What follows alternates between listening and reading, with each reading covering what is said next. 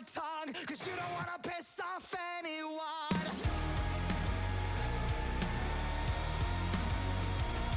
We're traumatized by the damage done. Welcome to America.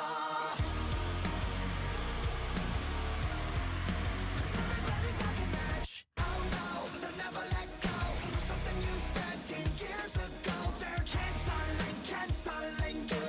And they won't stop till everybody's horrified. They're bumping us with lies like it's formaldehyde. We're dead inside. It goes on and on, let this go. When it stops, we'll never know. We're hypnotized. And they won't stop till you're zombified.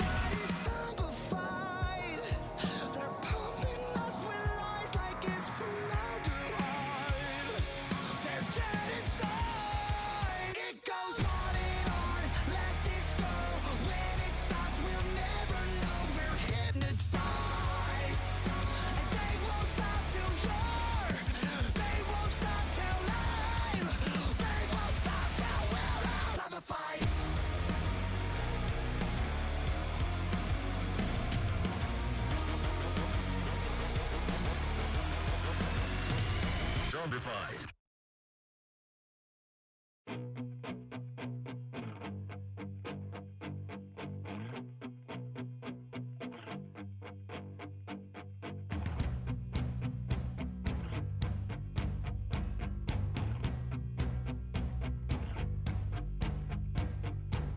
I don't sleep 'cause my head's on fire. I hate creeps and I hate liars.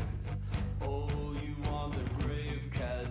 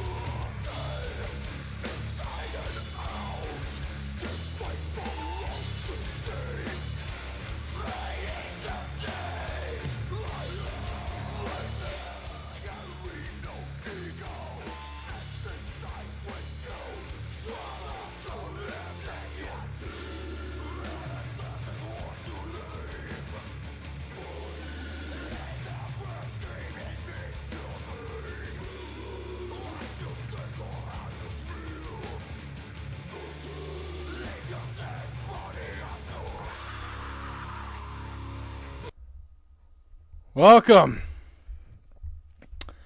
We're back to finally finish week 2 action here of the CWF. We had some delays. I had some things I had to get done this week, but it's okay. We're going to finish up week 2, and then week 3 will take place starting probably Tuesday, because I already have Raw and NXT, I think, ready to go for that. So that should be good, but we got to get through the first. I do not need a haircut. Thank you, though. We do have to get through this week first, though. Starting off will be ECW. It'll be Matt Hardy versus Butch, starting us off here tonight. Let's get to it. Hope you guys are ready to go here for CWF. I'll be doing, hopefully on Monday, the live reaction to Raw on Netflix. I can't show you the footage, but I'll be sitting here in the chat while watching it because it's supposed to be a really big show, so we'll see what happens. I did. You didn't see me do it. I'll do it again though for you.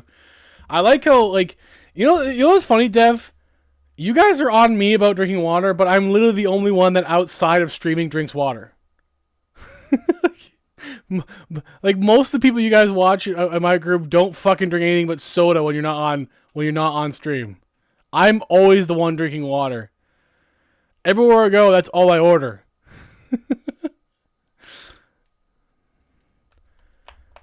I'm just saying, Dev. Just saying, Dev. I have no proof of that. I have proof on my end. Yeah, now, because he has to. But I'm just saying. See how I knew everyone. Out of the woodwork, defense. Everyone has a defense. I knew it. I knew exactly what was gonna happen. Anyway, let's get to the action before it turns into a Firefly is overrated argument again.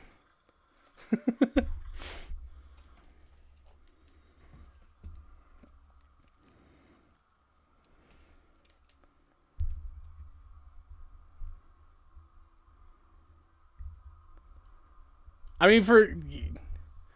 mean, Dev, I didn't know you were part of the Canadian group. I'm glad you incorporated yourself in that. I wish you were here.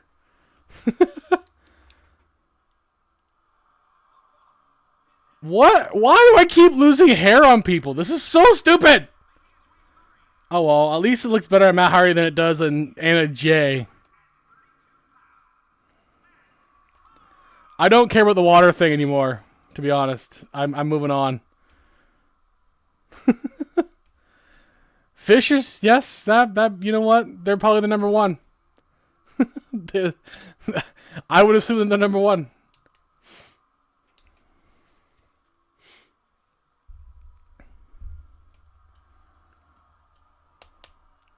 Yeah, microplastics and water are probably the two main things that fish actually survive on.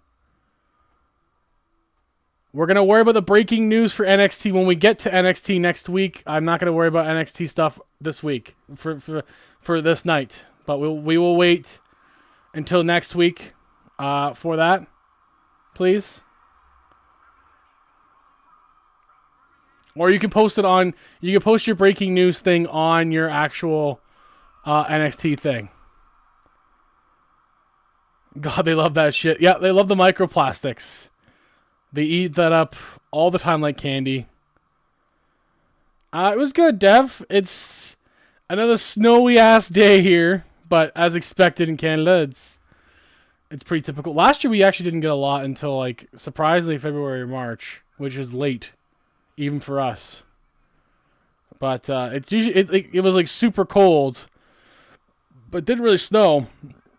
Because typically if it's super cold, it won't. It gets too cold to snow. It has to be like a certain temperature. So Matt Hardy's just sitting there as Butch walks past him like nothing happened. Like, oh, hey, bud, what's up? Hey there, bud. Like, there's like two Canadians actually wrestling each other. Yeah, I had like an interview for something, but I don't know if it's gonna work out or not. So I have to think about that. I'm gonna probably. I mean, they haven't officially offered it at all, But I'll see on Monday if that's the case.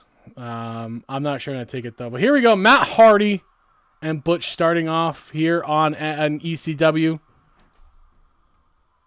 All right, thank you for that.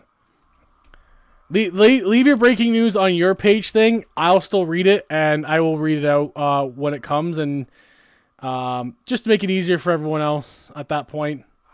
That way you're not putting in the chat.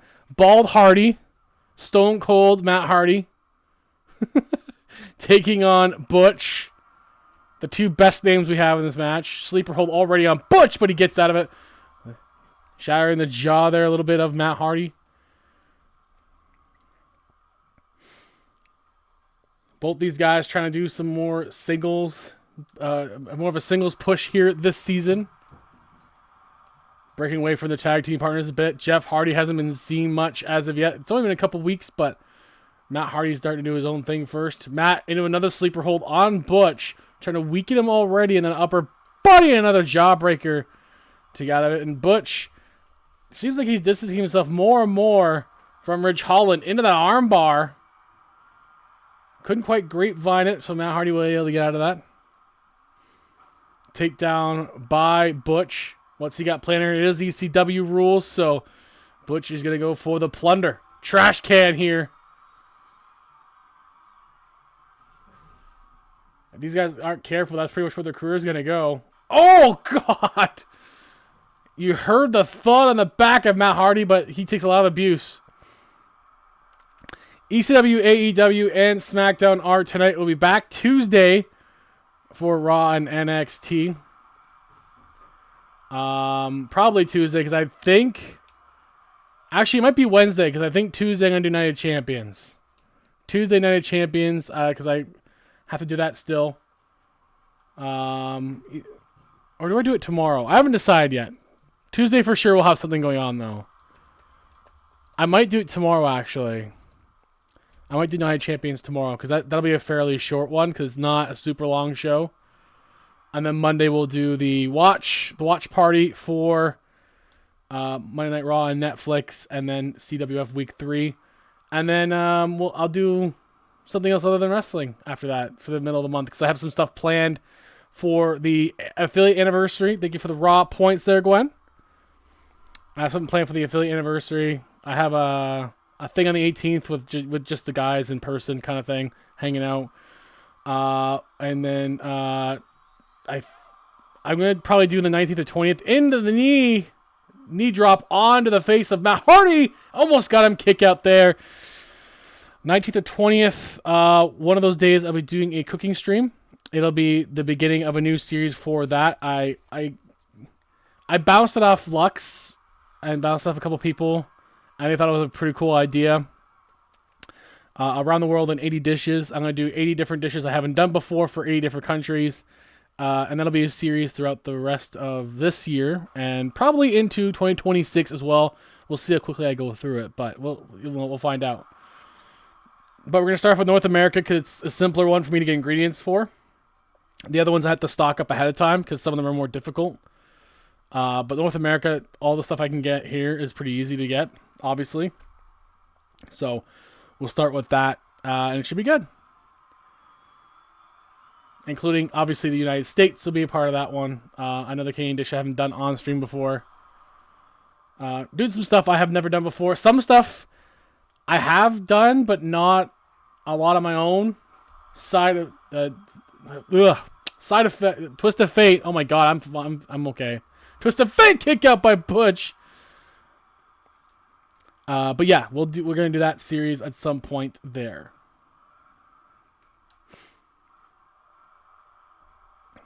Dev always lights up whenever he sees Gwen in a room.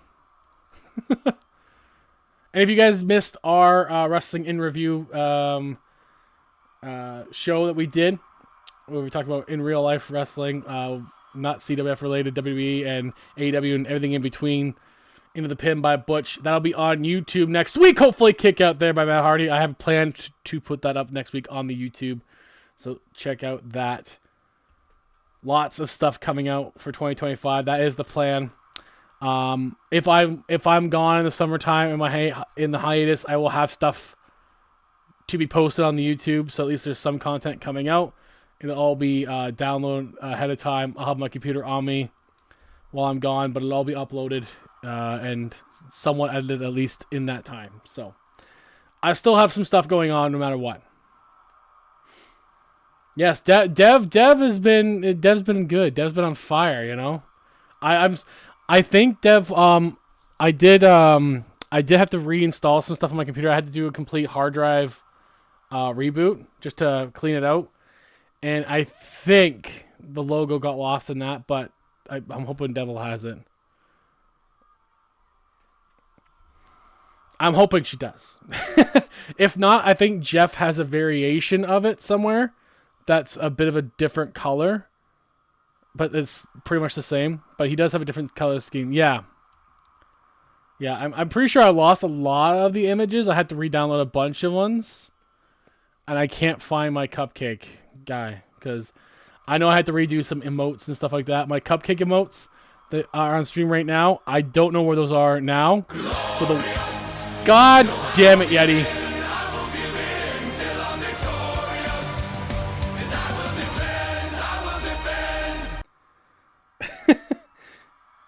Okay, good. Like the cupcake emotes for you guys for the subs. I think I lost those, but they're on a website that I bought them from, so at least I can find them there. Like I have the account still and everything, so I can just I'm gonna have to re-download those, I think, too. Everyone is pumped for ECW tonight, apparently. Jeff of ECW and AEW have a collaboration they're looking forward to in week 3. The debut of SOBBQ. They'll take on a trios that isn't signed. They're just kind of there. You know, they're ready to fight.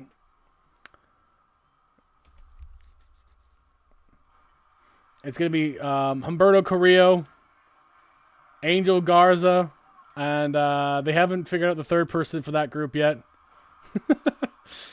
It won't matter. They're going to get trounced regardless. Oh, God.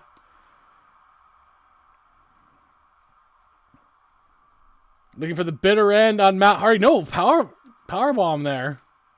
I thought he was going to go for the bitter end, but he didn't do that. Might do it here, though.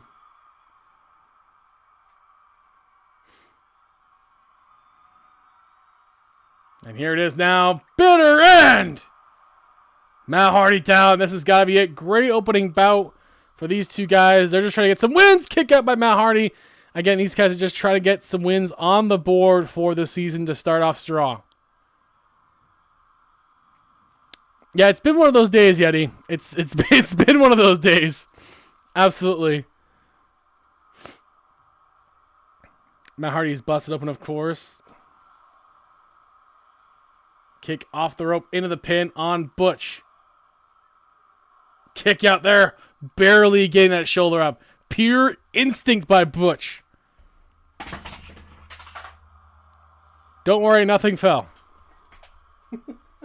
It's totally fine. Single flapjack there on Butch.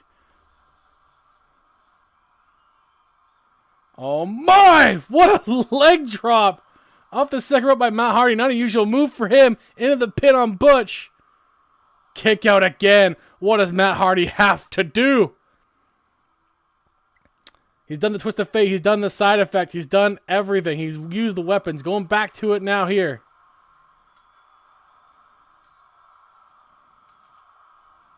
Lied to Mike. What? What? What do you mean lie? Side effect. He definitely dropped everything. No. I know what you're talking about. Into the pin. Getting it with another side effect. And the win for Matt Hardy. I dropped nothing. That thud was absolutely nothing.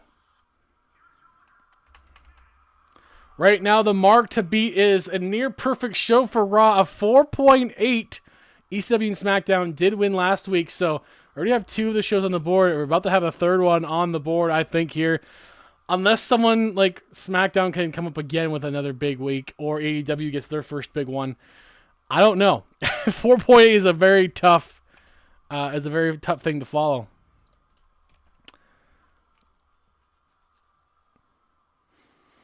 Hope you guys are doing all right. Yeti, Gwen, Dev, good to see you guys here, and Shackmaker and Jonathan are here as well. Thank you guys for coming on in. I had a visitor. From a couple suspicious Italian fellows that I will talk about at the end of ECW going into AEW. They came to my office. I'm not super pleased, but I'm also, I guess I'm not shocked. I may have did some borrowing that I shouldn't have. We're going to wait to make sure because we'll have time in between. But Jonathan may or may not be down for it, so we'll see. Coming up next, the ECW Women's Champion, Julia. Takes on one of the contract holders. In fact, both these ladies hold different contracts. One of them holds the Women's World Title match opportunity, and the other one holds the Women's World Divine Championship opportunity. So both of them are the marquee people to watch here in ECW. And Julia already is the ECW champion. She's a non-title action against Saraya. Let's get to it. Unless I hit the wrong button. We're all good. Unless I hit the spreadsheet button and then we're in the wrong page. Julia won a ECW Women's Unification match because he had both the Divas title and an ECW Women's title. This is now the brand new ECW Women's Championship after Julia won a unification match.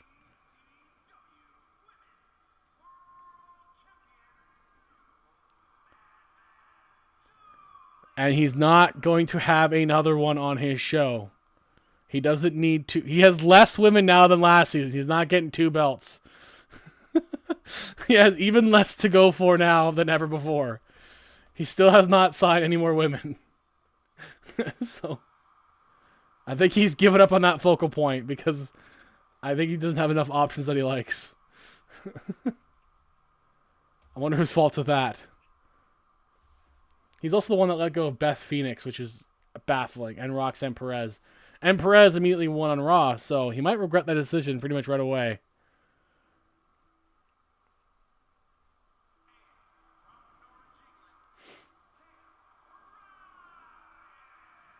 Tell him to give Raw Julia. That's the one I think he'd rather have Julia wrestle nobody than give her to you, because I think he likes Julia too. I think it's not gonna happen, Yeti. It's not gonna happen. You already have the SmackDown Women's Champion. You don't need the ECW one too. The SmackDown Women's Champion is gonna be busy enough as it is. Fucker. Yeah, exactly. Would you expect anything less of Dev? Or, Dev, but Jeff too? I mean, of Dev too, honestly, to be fair, but...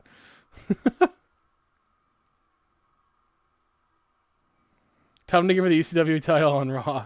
I'll give him I'll give her... No. You don't need any more... No, you don't need any more branded titles on your show. like it would defeat the purpose of a branded belt. Mr. complains that certain companies have too many belts, has more belts than anyone here on his own show.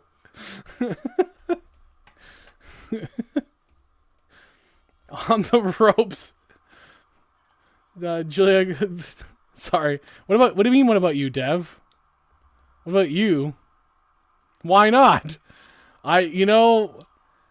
Because you don't need to, it's because you only want Julia. Once she loses the ECW title,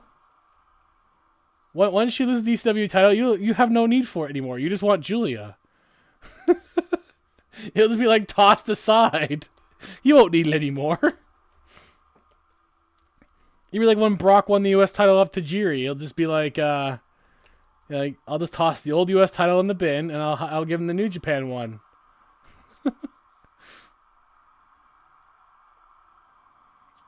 Poor Yuri. That was a rough season for him. To be fair, I could have told him ahead of time, but I did not because I knew like a week or two ahead of time. I didn't tell him. Non-title action between Julia and Saraya. I'd imagine Saraya, if she wins here, she'll have an opportunity for the ECW Women's Championship, I imagine. Hey, it'd be a good paperweight. Oh, God. The ECW really is WWE's paperweight anyway. So I guess that's fair. I feel like Jeff has already done more for ECW than the actual WWE did. Honestly, everyone who's had ECW has done more with it than WWE did. Everyone's at least given it a shot.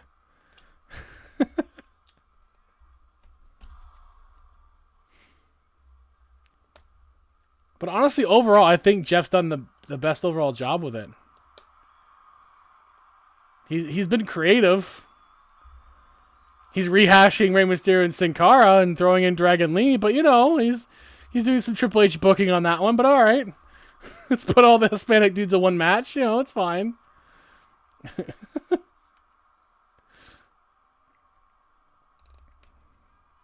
Soraya's got Julia down. ECW has been great, yeah. It's good stuff. Shovels. Speaking of shovels, there'll be actually I thought it was gonna be this week. I think it's next week. There'll be another shovels match coming back, as well as a trios debut. So he's got something cooking finally as we get closer to Survivor Series. SmackDown will have the War Games main event for that one. Because they have the main event regardless. So SmackDown has a plan for that. But everyone else is welcome to do any sort of big match they want on the show, of course, because it's going to be a big show to start. Our first PLE of the season off strong. I mean, we're only going to have like 4 or 5 of them. So, into the pin, kick out by Julia.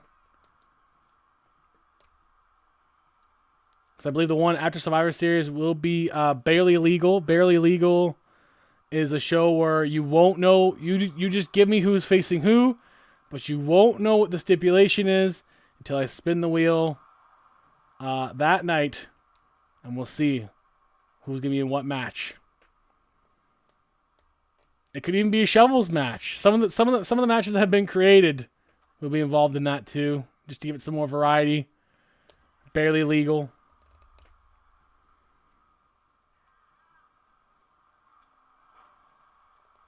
Because everyone liked it last time, so I figured I'd try it again this time, bring it back. We did in season 2. Competitive matchup between Julia and Saraya, back and forth. Right now, Saraya throwing herself right at Julia through the ropes.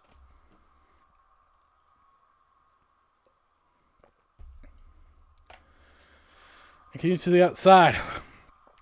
Sorry, unlike in real life, I don't have commercial breaks in between to just breathe and not talk. Although I've heard, now that I have the AEW feed through Triller, they have like the uncut, no commercial feed, so you hear them having like random banter with each other. It's actually pretty funny. JR in the early days of AEW was pretty fucking funny.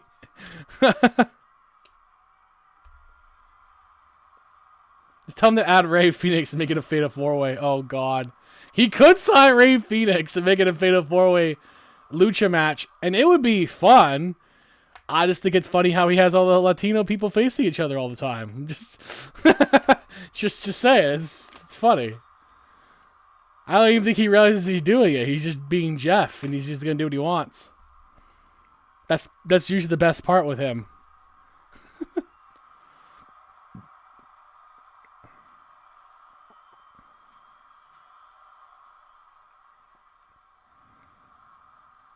This is awesome indeed. The crowd is into it, as they should be.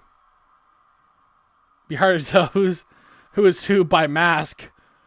Yeah, it honestly probably would be. It probably would be actually hard to know for sure.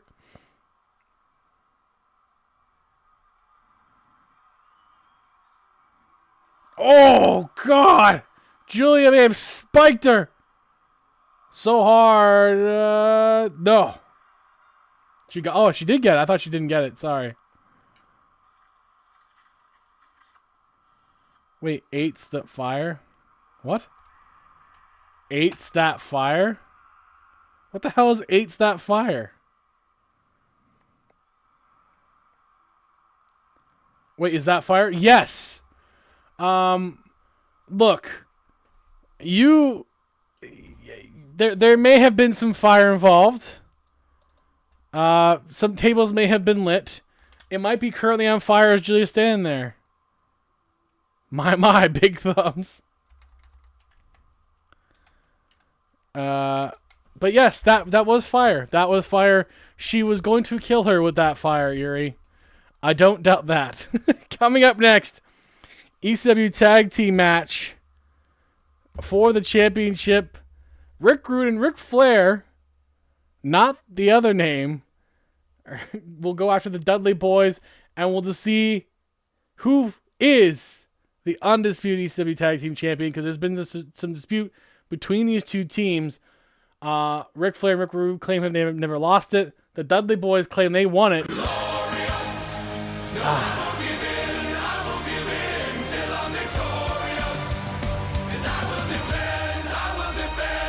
God damn it. I saw it coming, so I prepared. Here we go. And it's still loud as fuck. Maybe they'll be lighting tables in this match. Actually, I think it's only the second time we've seen a table lit and no one's gone through. I didn't know, by the way, that NXT Level Up got canceled and turned into WWE LFG. And I was so hoping it was Let's Fucking Go, but it's not. It's not. It means Legends and Future Greats, which is kind of weird. NXT Level Up has turned into... 205 Live turned into Level Up, which I never seen. And now it's LFG. I think it's still... I personally think it should be Let's Fucking Go, because who cares? It's basically NXT The Game Show again, because it's going to have, all these future competitors will be mentored by legends. But, it's not going to be, indie guys with, random stars. It's just going to be, legitimately, unknown people with legends. Ric Flair still is the hardcore champion. There will be a battle royal to determine who faces Ric Flair one-on-one for the hardcore championship. So Ric Flair keeping himself busy, but he's been super effective here in ECW. Like Pikachu Pikachu gets a Squirtle. He's been super effective since coming to ECW. It's definitely been EC Woo under Ric Flair.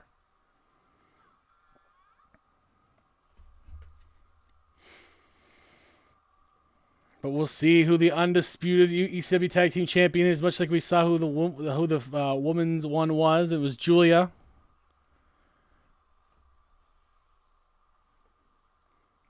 Ric Flair had an impressive season for himself last year.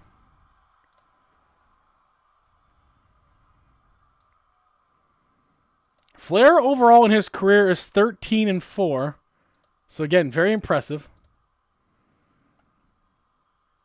Team Stash. You know what? I don't know if we'll ever get Boogs again, because he retired since he's Vince's guy, and nobody really... I don't think anyone ever made a Boogs. I could make a Rick Boogs,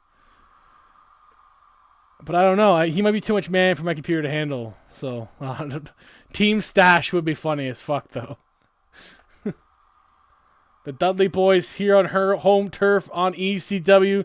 They were on a roll late season, and they're hoping to continue that here tonight.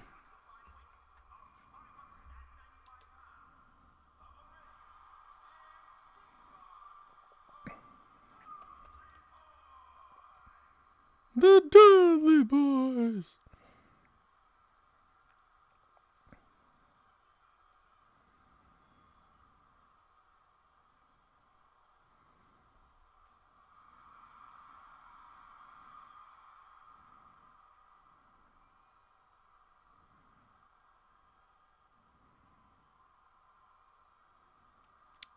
As long as they're only called Rick Rude and Ric Flair, or the two Ricks, and no other name, I don't care. I guess the Dudley Boys.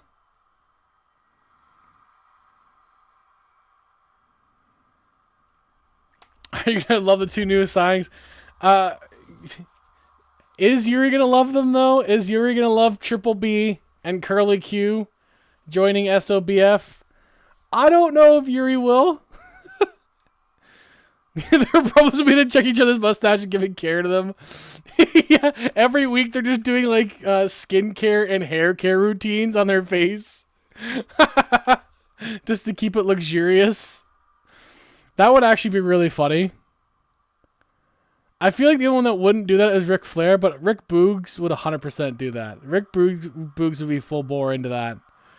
I feel like Rick Rude would hate it so much and he would just avoid it like the plague. He's just he seems like more of a serious guy.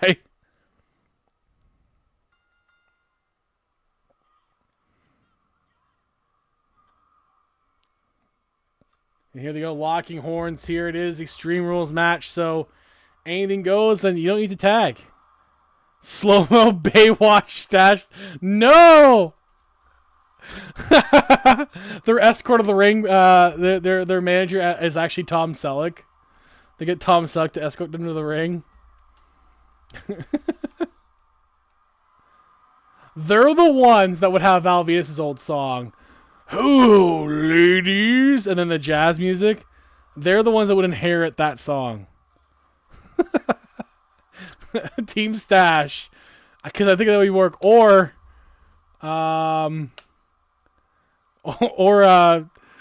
the theme song they gave William Regal when he was the man's man. He's a man.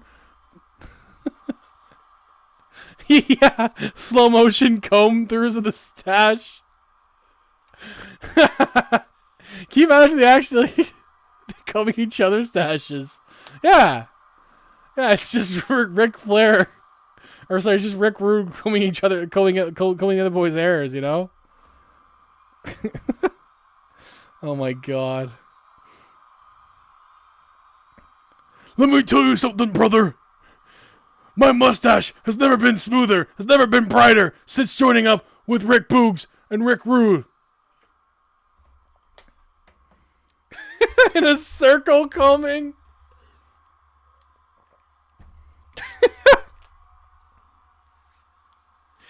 Oh my god. Now I kind of want Dev, we got to make that happen for you next time. You got to get Hulk Hogan, Rick Rude and Rick Boogs. If we have a season 5, you got to get those guys together. Although Hulk Hogan might be kind of not available. I haven't decided how I'm going to do that yet cuz like it's supposed to be like a we're broke angle, but I have lots of time to figure that out, so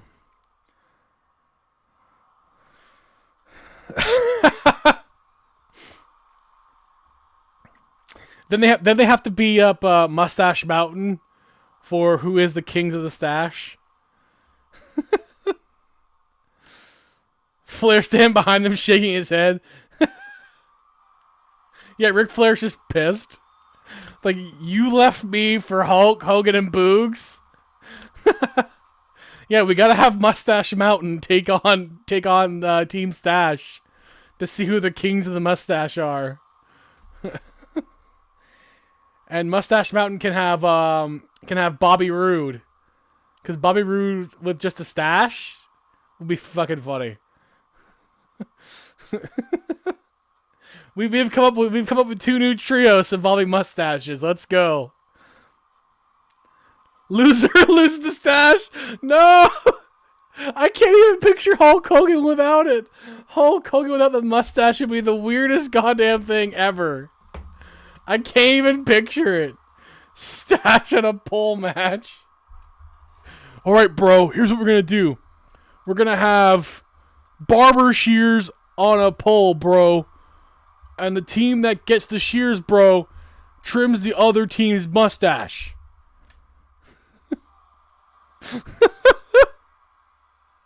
That's honestly something Russo would have done. Like, D-Von has him down. They have a tag team title match going on. Into the pin. Bubba with that cutter. Kick out by Rick Rude. Ric Flair has that pin against him, but Rick Rude will break it up. This is a great title match. I'm not solely focused on mustaches right now. Oh, they have a funeral for the mustaches. They're at their funeral, and then like, there's just photos of just their mustache next to their coffins. Like, I've been growing that baby since 1985, and now it's gone.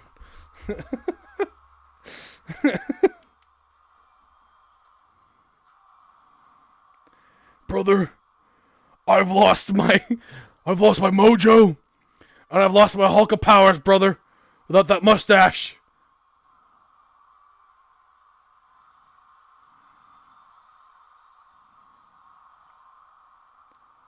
Oh my god. Hogan's done this before. He's lost his stash. It looks weird. It looks weird. Thank you for the lurk, Ken. It looks so weird.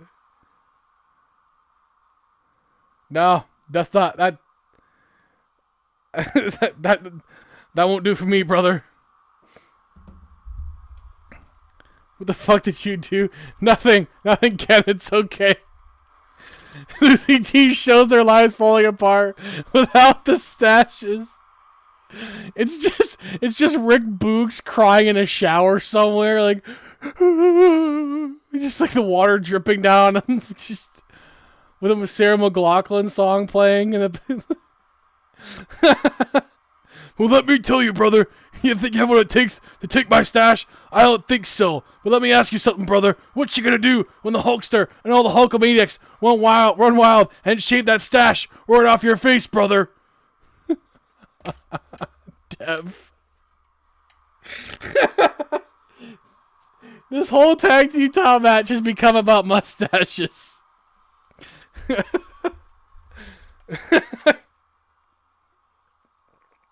It actually hurts to talk like Hulk Hogan. I can't do that for too long.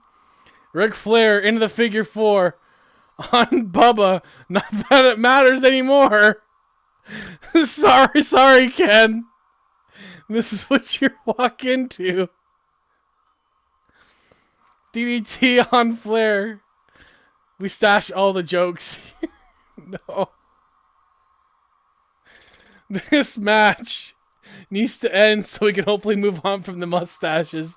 Ric Flair eating a trash can. Rude Awakening might be coming for Bubba.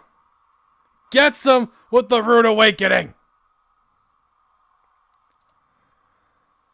There's Lux. Lux is someone who would appreciate a mustache, right? And a victory for Rude and Flair. Lux came in at the great time. Team Mustache gets a win.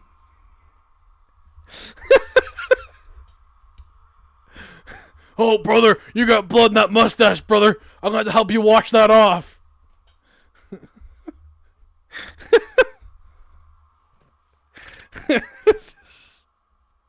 Nothing, Lux. It's okay. 1/3 of Team Stash wins.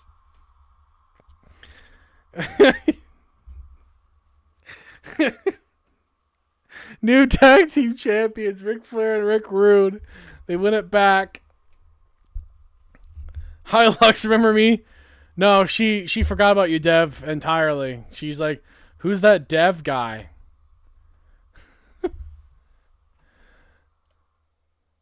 I didn't even... What was the match rating? I didn't even look. I was too busy laughing. Did anyone see the match rating? God damn it. I wasn't looking. I'm sorry, Jeff. This has gone unhinged. No! No, Yeti. You can't. We can't. It's enough that I have the arms of an angel playing in the background when one of them loses their mustaches. We can't do that too. No. Yeah. Rick Books, Rick Rude, and Hulk Hogan on Team Stash have to take on Mustache Mountain. I believe that's Tyler Bate, Trent Seven, and we're gonna add Bobby Roode to that one.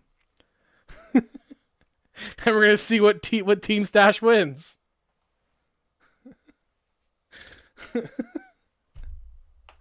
Coming up next, Cactus Jack versus Andrade El Idolo. And I don't know anymore. I don't know the mat trading of Ric Flair and Rick Rude. I'm gonna have to go back and find it. What's up, little man? What's up? You feeling sexy, huh? Yeah, I feel sexy. I'm feeling sexy. You know I do. That's actually perfect for for what we just talked about, Lux. That's exactly what would happen in a promo. That'd be Hulk Hogan talking to Rick Boogs. Yeah, you feel sexy? Hell yeah, I feel sexy.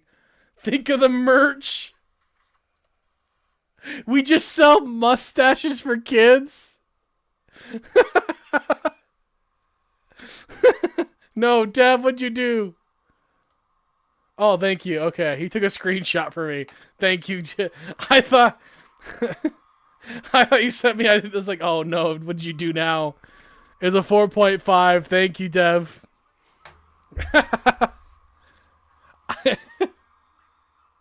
I thought you were sending me one of your other projects. I'm like, oh no, I don't want any more of your projects on my show.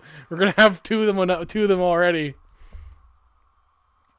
Although not undeserved, exactly. Yeah, Lux has sent me some sketchy ass YouTube videos on stream. Like that freaking string of commercials I watched, where it was like a whole story. It was a whole story, and in the end, the guy just leaves his girlfriend for a dude, and that was a gum commercial. I was like, "What just happened? What just happened?" Long, long man. Man, El Idolo gained some weight in the off season. Jesus Christ. What is that mask he's wearing? Of course I remember. No, everyone's gonna be shocked on stream, Dev. It's enough that you scared Yeti already as it is. You're already scared off Yeti. Dan is not very happy about it. Yes, it'll be next week as they take on Legato. Either Legato or Berto and Angel. They haven't decided which one's going to take the pin yet. Long, long man is so good. I kind of want the gum just for... What the hell are you wearing, Andrade? What is this mask?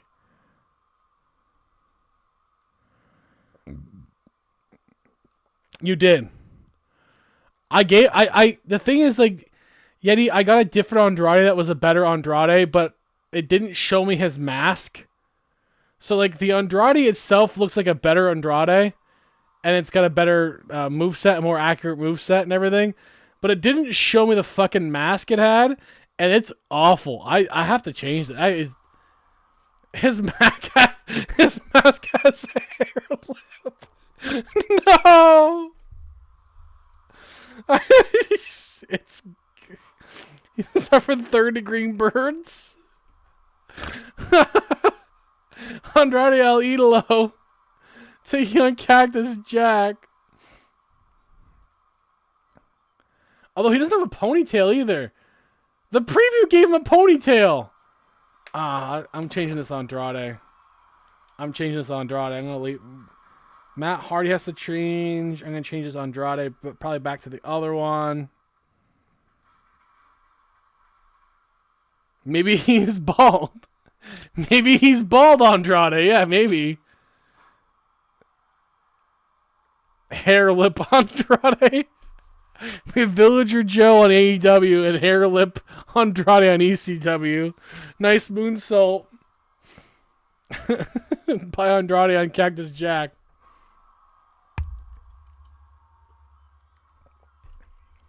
After this will be the main event for ECW, the Battle Royal, determine who will face Ric Flair for the Hardcore Championship next week. He looks like Yondu in the first movie when he has the flat fin. Oh my god. Is his hair painted on?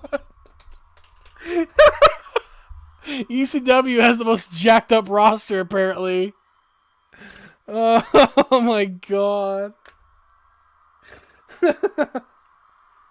It does look, it's painted, like he spray painted it on before the match. Before every match, he's horrible. I love him. I'm not sure Jeff will love him. He actually might. It's Jeff. Jeff probably loves the mask the most once he sees this. We're going to go from like this less serious show of ECW to a more serious mood after this show when I talk about how I got confronted by a couple of Italian mobsters. Dude has a spray paint template and he used it accurately. Cactus Jack with the headbutt into the pin on Andrade El Idolo. Kick out. Cactus Jack knew he didn't quite have him there. Headbutt again. Last thing Jack needs is to damage his brain some more. Sleeper hold on Andrade. Wearing down. Oh, there you go. Nice. It's bald Andrade, and he can't admit he's bald. Can you imagine the conversation you would have with his wife on that one? Like, hey, I'm not bald. I'm not bald.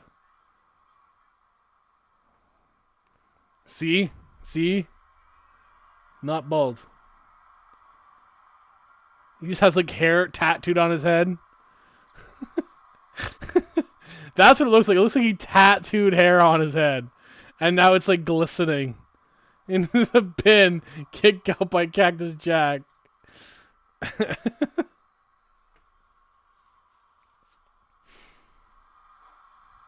He uses that see on TV hairspray powder that... He uses that stuff that George Costanza uses on Seinfeld. But it failed horribly and actually made him more bald. So now he has to paint it on. This fight is because he's jealous of Mick's hair. That Mick still has to this day, too.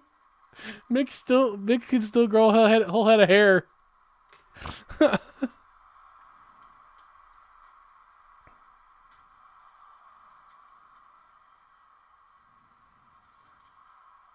Dragon screw on Andrade.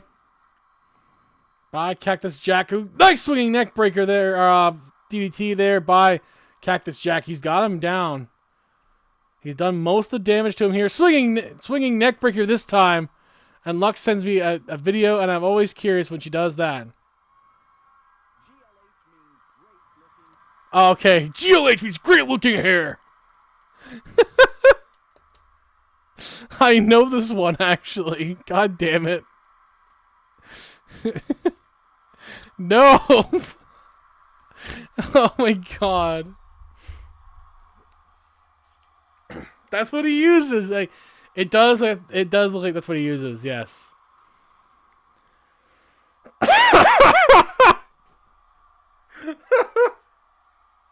The Just for Men hair gel.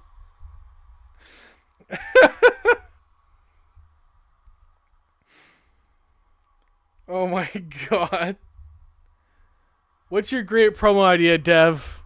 And is it going to be an out there thing? Into the pin. He kind of shoot the half there on to Cactus Jack. Kick out there.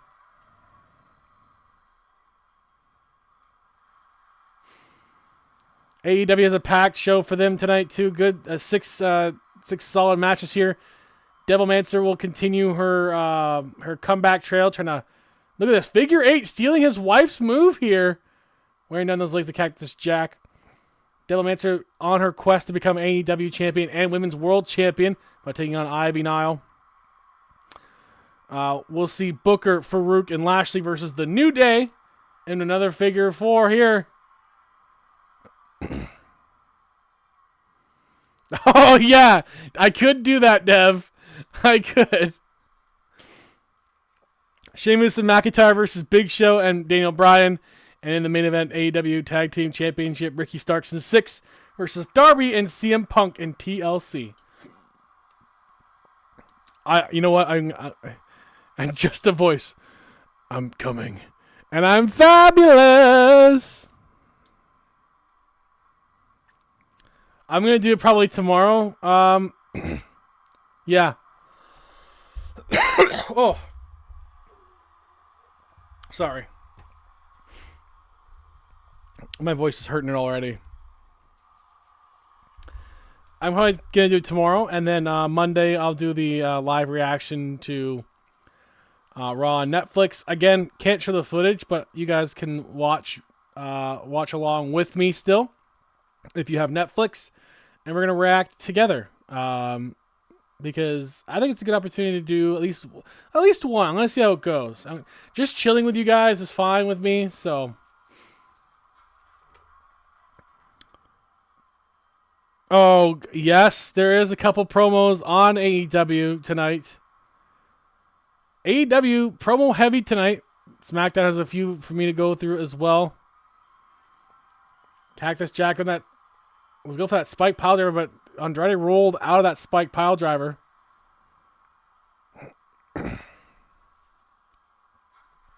Oh, that chair just clattering underneath the weight of Mick Foley.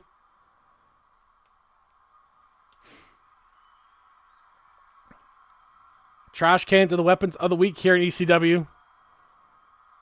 But here comes the kendo stick from Cactus Jack. No! Oh, his head bouncing. It looks like Andrade's paint is wearing off in the middle part of his head.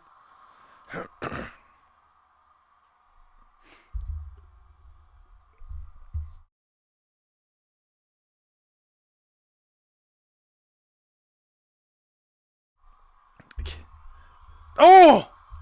DDT by Cactus Jack into the pin. And Andrade loses, and his hair has been parted.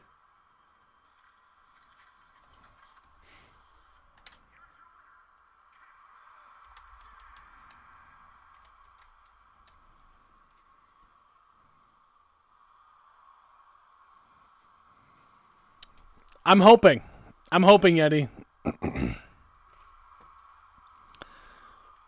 Although the shock and horror on everyone's face when she didn't have hair was hilarious. Same with Diona Purrazzo, to be honest. I have to write that one down too, actually, before I forget. Diona. I already changed her too. That's the sad part. I'll put hair on them for them because it's easier than trying to find another one at this point. Because that was probably the best Anna Jay I'm gonna find and the best Diona Purrazzo I'm gonna find. So coming up next, the Battle Royal #1 contenders match. The winner will face Ric Flair for the Hardcore Championship. 8 men will enter. 1 will come out on top. There's a brand new debuting superstar here. Wrestle Dynasty. I do have the pay-per-view. I was gonna watch it over Discord if anyone was interested, because I do have the package. I bought Wrestle Kingdom 19 and Wrestle Dynasty because I want to see Kenny Omega come back. So I kind of wanted that one for that, and it came. I got it for fairly cheap. So I wasn't gonna. I saved like $10 per pay-per-view by buying this package. So I feel like I lucked out on that one. Plus 20% from having Triller. So here's the main event for ECW. Winner will face Ric Flair for the title next week. So if you want, Peanut, we could watch. I'll have it. I'll sit on Discord with you guys and watch it with Wrestle Dynasty. I would do it tomorrow if I didn't have Night of Champions to do. You know what? Actually, what I could do is if I have time, Peanut, I can do a live reaction to Wrestle Dynasty. It just won't be live. It won't be live. It'll be a reaction to Wrestle Dynasty. Because I don't think Night of Champions will take super long, so I probably could.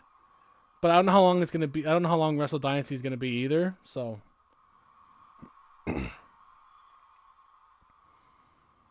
it's a 3-hour show and Night of Champions is only like an hour and a half, that's fine. I can do that. If it's like fucking 4 or 5 hours, no, I'm not gonna be able to do that. Unfortunately.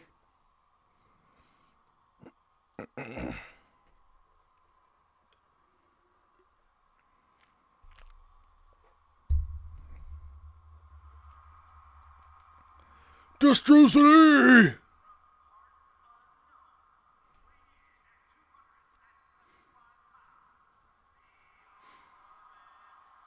Would Hulk Hogan without a mustache just be Ultimate Warrior?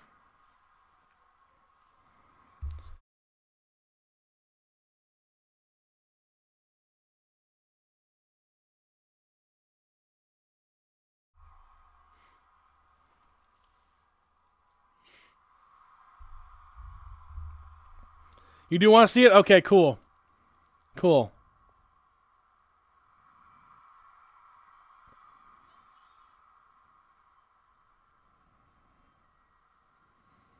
Then I have no problem watching that with you, Peanut. Absolutely no problem. Because I could probably still stream it into the Discord while I'm on stream, but it would be too taxing, I think, for the OBS. So I don't know if I can do both. But I can watch it with you in the Discord too. That's totally fine. Can we share popcorn? If we were in person, yes, we could do that. I also know it airs at like super early in the morning. I know Wrestle Kingdom was this morning because obviously it was in Tokyo Dome, so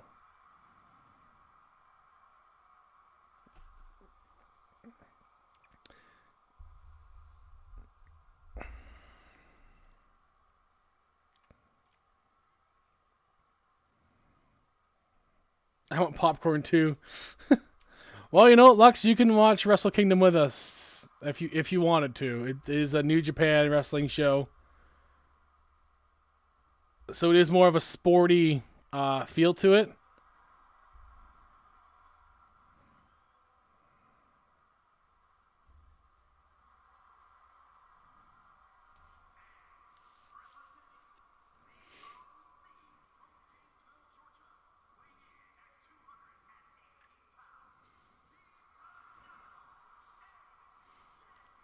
Styles. Mustache isn't good enough, AJ. Sorry. Not mustachy enough.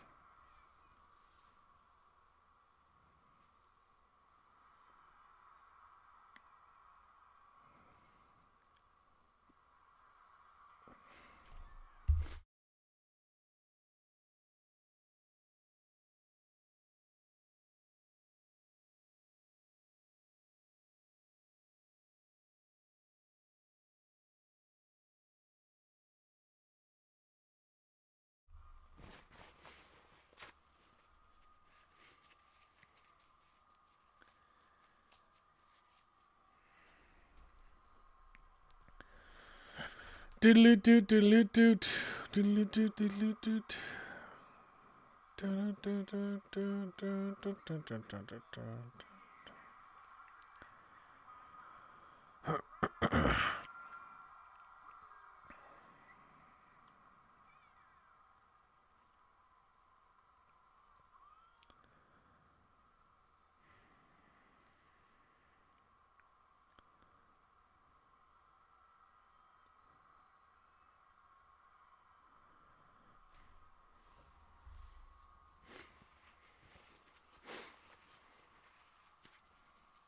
This is the first time we're seeing Dragon Lee here.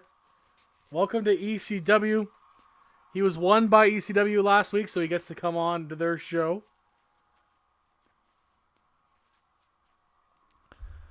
Oh, okay. 8 p.m. PST. Okay. So, PST. 3 hours for me.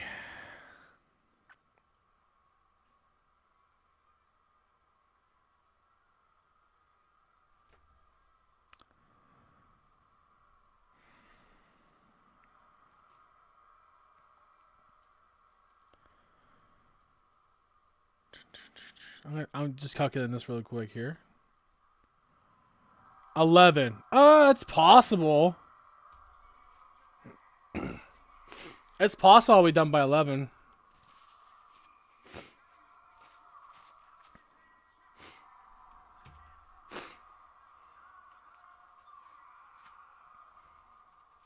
Let me check to see what my Triller says, actually. Oh, wait. I'm not in UK mode. Because I have a VPN. That's why I misread it. I misread it because to order to get my Triller Plus, I had to be in the UK, quote unquote, but I have a VPN. I save money by doing a UK VPN.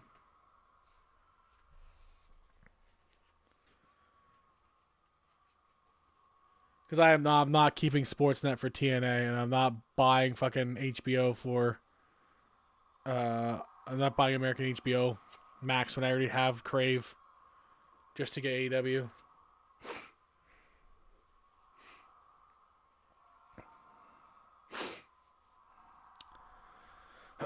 Yeah. 8 p.m. PST is 11 my time, so I might be done my stream by then. Well, aren't you fucking lucky, Peanut? I was telling Dan that I think I saved like 40 or 50 bucks a month by switching things around. Thanks to Netflix picking up WWE was a big get for me. Because internationally we get everything on Netflix, so I don't have to pay for Netflix. That saved me 30 bucks right there. So that was good. I did not switch to Geico. Geico does... I'm not upset. You're upset. You're upset. No, I'm not upset. I just didn't want to... I just don't want to pay for Sportsnet anymore. It's fucking ridiculous. It's 25 bucks a month. And I already have... And they just got TNA in Canada for it, but I already have TNA Plus, and then that only cost me like $150 a year. So it's cheaper to not even go with Sportsnet still.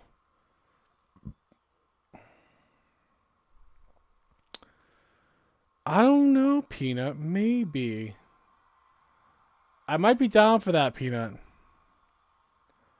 Because I mostly have it for wrestling product, and it's to help, like, the content that we do, plus hanging out with all the friends and stuff like that. So because we all plan on doing, like, way more of this kind of stuff. So I do mostly have it for that reason, which is why I try to cut money, because it's like I don't have it for any other reason. I would only watch one of them. If I didn't do this and had to watch to keep track of things and like to see what things are going in real life, I'd probably only watch TNA Plus, to be honest, because I was a big TNA person. So I could.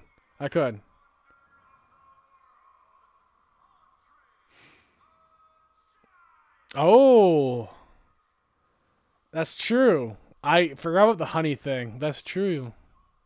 Damn honey app. Damn you, honey. Not sweet at all.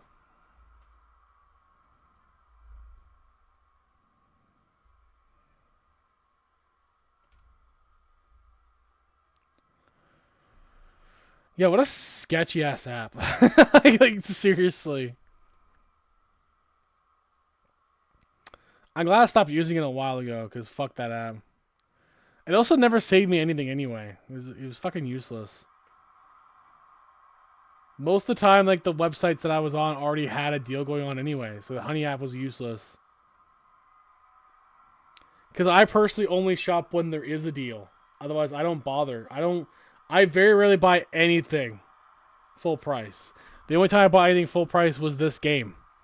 And it was just to stream with you guys. I bought it with the season pass and everything. It was expensive. But I literally only got it for this. So. Otherwise, I probably wouldn't even buy the game. To be honest.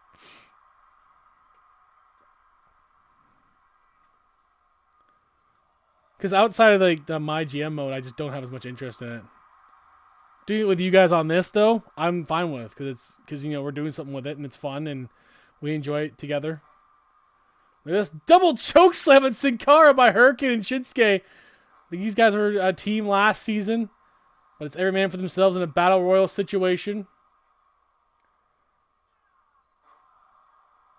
I like how Dragon Lee debuts, and he's already eliminated, by the way. That's unfortunate. AJ tried to take out Andre the Giant.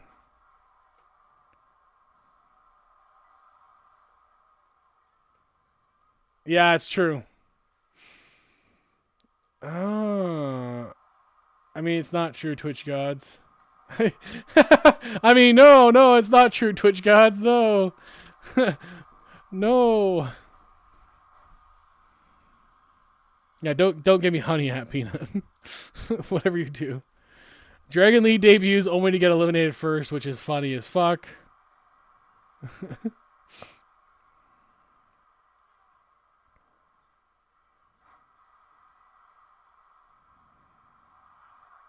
Oh, Hurricane is out there.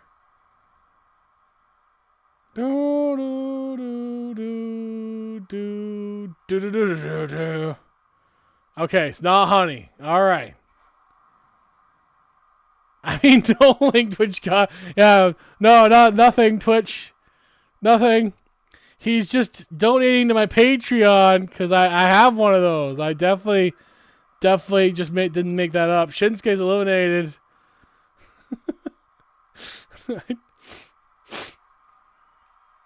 The person with the best record in this match right now is actually Sin Cara, but Jay White is a former CWF World Champion. So those two are probably the two favorites to win this, but any of these five guys will be stiff competitors for Ric Flair for the Hardcore Championship.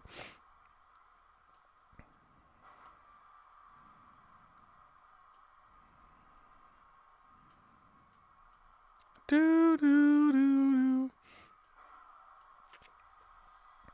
Are you guys looking forward to WWE going to Netflix? Do you think that show's going to be great? I think it should be. What I didn't know is that internationally, SmackDown was already on Netflix. So I tried to watch it, and then I realized, shit, Sportsnet already pulled it because they have the TNA deal. So I didn't get to watch it because I didn't have Netflix yet. Sin Cara is out. We're down to the final four, but I will have Netflix by because it's upstairs. I just haven't put it down here yet. And I just completely didn't think of that. I just did not think of that at all. So I have to watch SmackDown at some point. I don't have to, but I want to. So the problem is I won't be able to watch all 3 hours because it's just, man, 6 hours of WWE is just too much as it is. That's why I never had a chance at NXT. Never have a chance. It's just I can't.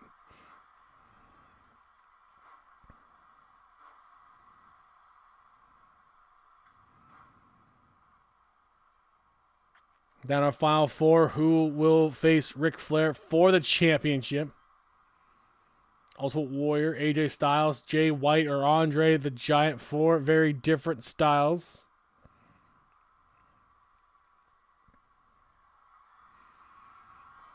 Nice vertical suplex by Ultimate Warrior on Jay White. The two bigger competitors assaulting the two smaller ones. Jay White going after Andre.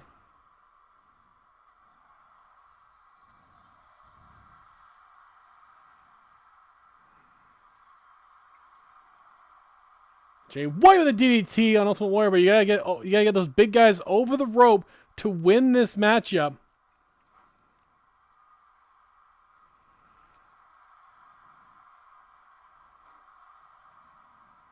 He was better off trying to do this like an eliminate. He was better off trying to do this as like a hardcore 6-way.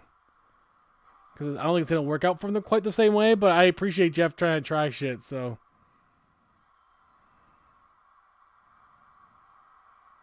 Oh, look at that bear hug on AJ. He won't be able to win with that unless he throws AJ out, but it will weaken the lower back of AJ Styles, who does get out of it.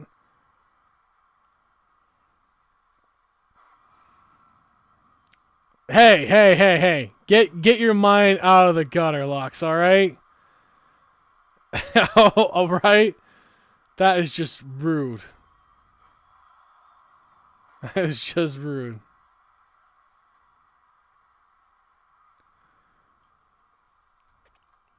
I would never. Andre the Giant's gone. Never mind. I can't say never. I was gonna say I would never say those words, but I literally did. So like I can't even deny it.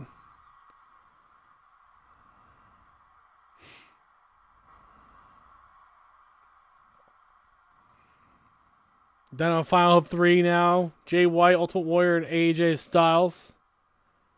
Styles in trouble. Oh, Warrior couldn't get him there. Warrior trying to take out Styles, but Styles fights him off. Jay White now has Warrior. It's a 2-on-1 assault.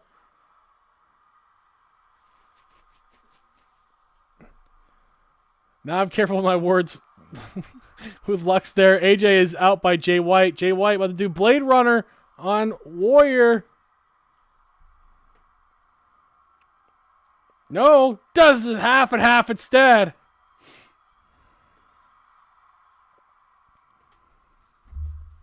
Again, he has to get Warrior over the top rope to win this match.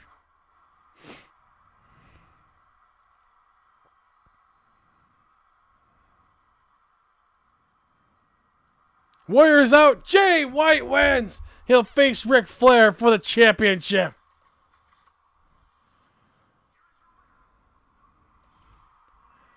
Switchblade Jay White.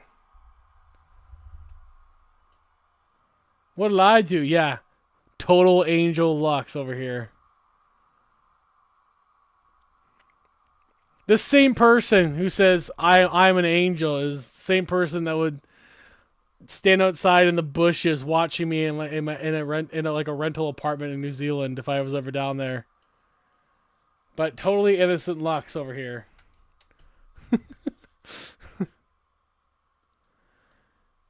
Never harmed a hair in anyone's head. My harm mine. You have no evidence of that.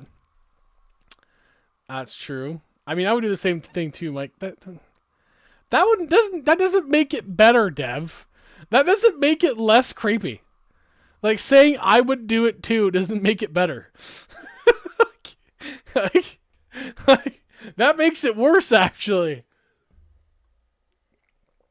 That's just basically doubling down. Anyways, we'll be right back, and then we'll set up AEW, which will start off with Devil versus Ivy Nile when we get back. So stick around, or well, get up and stretch, and then come back. So a little bit. Sometimes I do, Lux. Sometimes I gotta.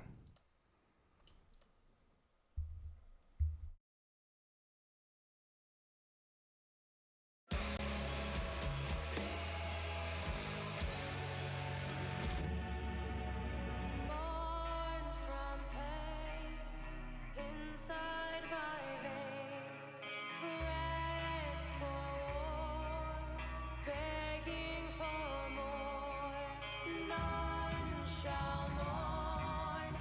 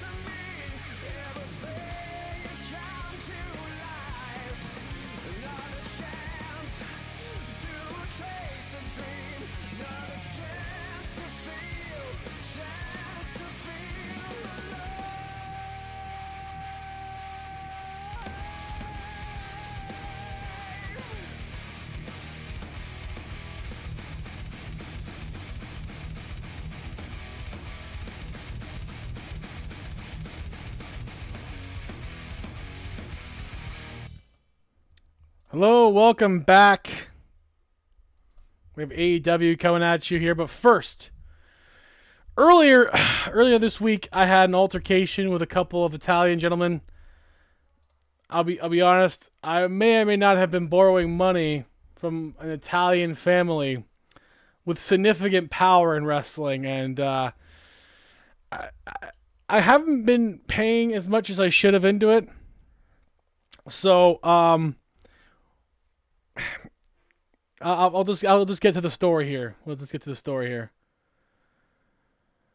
So I heard a knock at the door at my office. Stop borrowing from the mob. Look, I never said it was mob. I never used the word mob. They are a family that happens to help businesses out. That's all I'm allowed to say there. Anyways, I got a knock on the door. I swung it open, and on the other side of the door was Giovanni Vinci and Stax Lorenzo. And Giovanni Vinci, with a smirk, says, well. If it isn't Chef Mike himself, he's finally here in his office for once. Hard at work, I see. Vinci, what do you want? I didn't schedule any meetings with... Hey, chef. Cut the pleasantries, all right? You and I both know why I'm here. Our family has been rather patient with your little delays. Stacks on the side, off to the side there, cracking his knuckles. You can hear it. Lorenzo pipes in as well. He's right, Chef. It ain't just business. It's personal. You've got to settle a balance. And it's high time you paid up. Look, I understand your position, guys. But the CWF isn't exactly swimming in cash right now. We're doing our best. Best? Well, the boss says your best ain't good enough. The boss says he doesn't want to wait around for any more excuses. Tell you what, he's going to give you one more week to clear this up. Or trust me, we'll come to collect. And believe me, you don't want us to start collecting. Stax pulls a folded piece of paper out of his pocket, throws it on top of Chef Mike's desk. If you need to remember, consider that's your signature on the contract. You know what happens when you can't pay what you owe. Look, guys, I can find a way. Just give me some time, all right? Vinci then straightens up. Time is a luxury you don't have, okay? Remember, the family isn't just the name. We're a force. 1 week, Chef Mike. After that, we'll collect personally. With a final nod, Stax and Vinci turn and walk out the door. He calls over his shoulder on his way out. Don't make it complicated, Mike. Don't make it complicated. Stax follows behind him, offering a chilling smile, leaving Chef Mike in silence.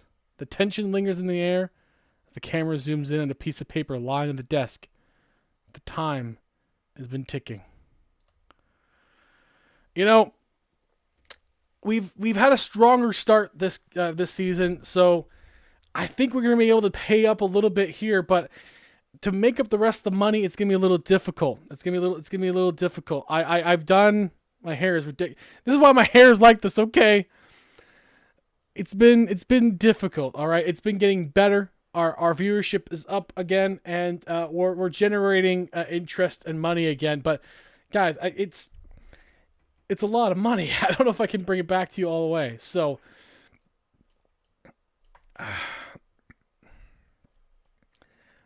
I'm gonna have an envelope. It's gonna have some money in it. If it's not enough, I promise more will come. Okay, that's all I can promise. And you want to bring your guy, bring your guy. In fact, I'll take on one of your guys next week. In fact, Giovanni Vinci, I'll take you on personally. And if I lose, I'll have to pay double what I gave you here, what I have in my envelope here. Okay. We're right here. Well, I have an envelope somewhere. I have it all right here. I promise. Shit! Oh! Damn it! No. There's someone here. I don't have a Patreon. I don't have a Patreon. I was just kidding about that earlier.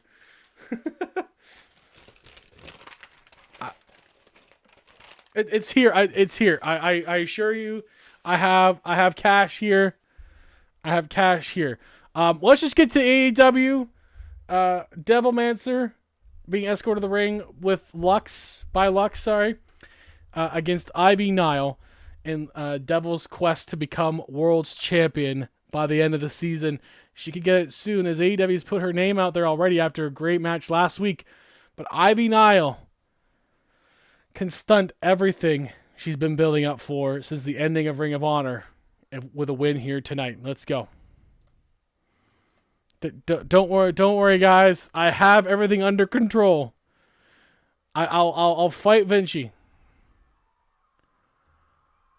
but the mob's not worth it. Look, Lux, it's okay. Oh, that's right. He has another promo for us here. We're gonna get into the AEW promo here that we have as well.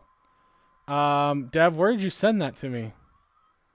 I don't have it in your promo slot on AEW, so I didn't see it. Where is it? Shit. Oh, there it is. Dev, I do not see your promo here. I'm scrolling and I can't find it. Okay, found it. Okay. So, before the show was kicking off tonight, Darby Allin, Punk, and Sting were up in the rafters. Darby, last week, we had to prove to ourselves, the fans, and everyone else that we deserve those titles. Punk responded back, and we did, and we earned our shot tonight. And we're going to take those titles away from Ricky Starks and Six and keep them away from the NWO. Sting then also retorted, and Ricky, I'll tell you right now, don't get comfy with that North American Championship, because I'm coming for that championship soon. Sting challenging Ricky Starks for the North American Championship, looking to take away everything that they have. It should be interesting. Devil, ever since winning at the end of the season in Ring of Honor, by the way, she's a 2-time Ring of Honor champion because of it now. Devil's music has hit as the end of that promo was coming. And you know what? It should be a fun show. It should be a fun show tonight, guys. I might get kneecapped by the mob. Hopefully not. Devil coming out with a really cool entrance. Again, rolling since the end of Ring of Honor. Thank you, Dev, for the end there. I'll do that for the end.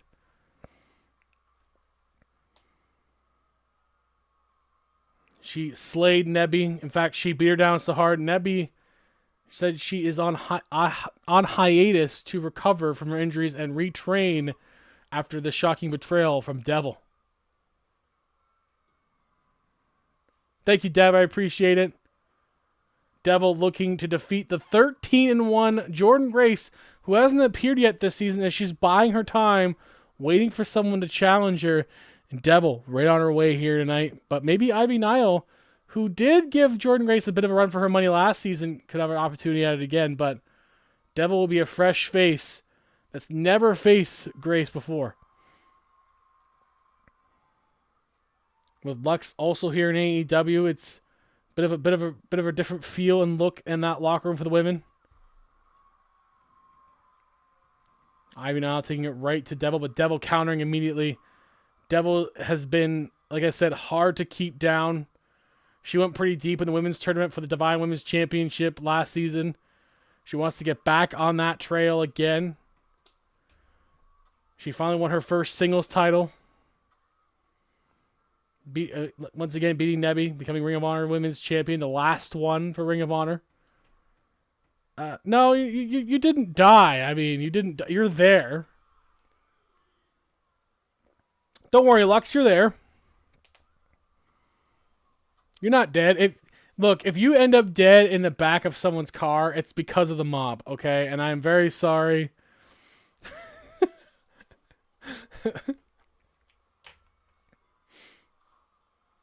My health bar is looking pretty dead. That's not a health bar. That's not a health. If that bar fills red, that means you're kicked out of the match for helping. You put me up as collateral? No, not you specifically. I may have put you as my emergency contact if something happened to me. Yeah. So not like collateral, but like a contact information, you know? CWF, to be fair, is the collateral. The entire company is the collateral, which is why I gotta give them something. No, it's not collateral. It's you're my emergency contact, and they said if I owe money and I'm not available to, they'll be coming after my emergency contacts. And don't worry, I will take care of it, Lux. It'll be totally fine.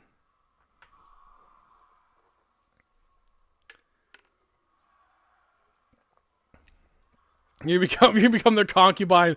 Whoa.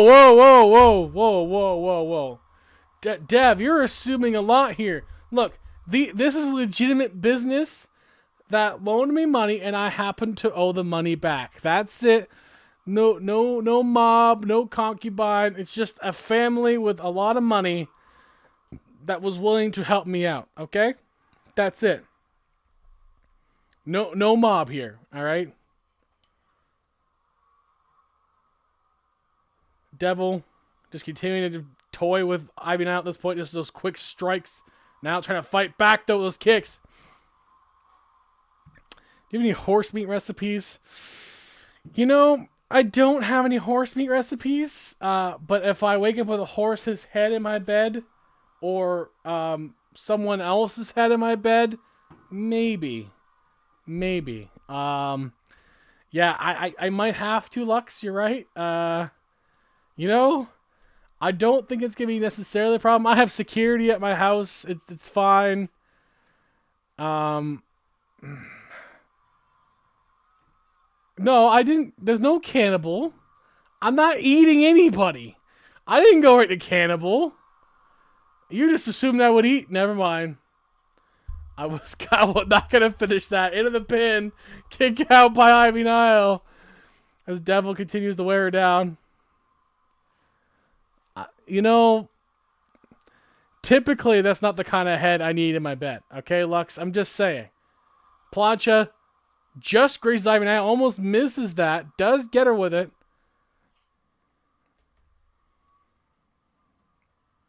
Devil not messing around this season. Punishing Ivy Nile more and more here in this match. Uh-oh. Oh, my. Oh, no. Oh, God. Ivy Nile just getting destroyed. Oh, God. No. Oh, that forearm strike to the forehead. Jesus. Devil continues to just destroy her. And Ivy is not getting much momentum on her side for a while now. Devil's really rolling. Ivy trying to make a comeback here. Dodges that with an elbow. Lux just casually cheering on the side there. Into the pin. Lux looks shocked. Kick up by Devil.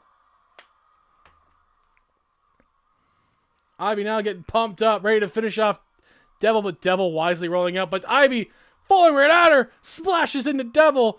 Lux is a little upset about it.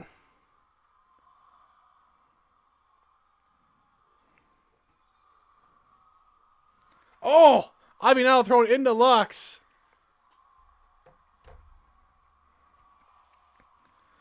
Oh no, was that intentional or not? I don't know.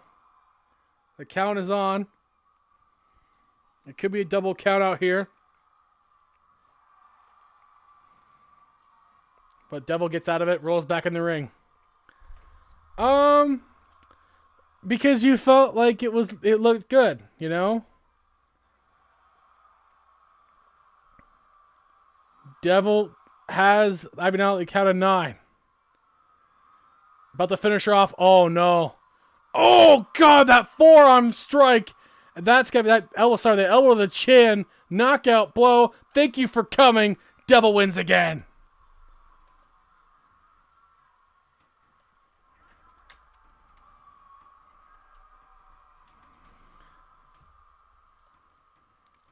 Look, Lux, I don't know why you're wearing lace either. I'm just saying, you might be into black lace. Some people are okay with you wearing black lace. Devil obviously felt like you should have. You need to wear black lace, okay? Keely, what now? Keely, you didn't break your toe. She sent me a snap saying she broke her toe. She did not break her toe. She said that like at least once a month. Like, I broke my toe. No, you ran around and stubbed it off a fucking wall somewhere. You didn't break your toe. You're fine, Keely. Coming up next, not triple threat. Trios action. Booker T, Farouk, and Bobby Lashley back together again this season against the New Day. Don't worry, not the heel New Day. Poor Keely. She's fine. Her toe's not broken. She's dramatic. She's a teenager. She's dramatic. Most of the time, she's just being dramatic.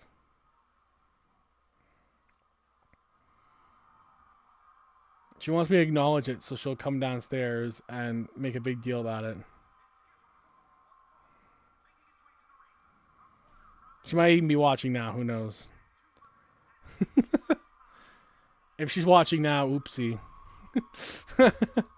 3.8 by ECW, not going to be nearly enough for this week. So Raw still in the lead.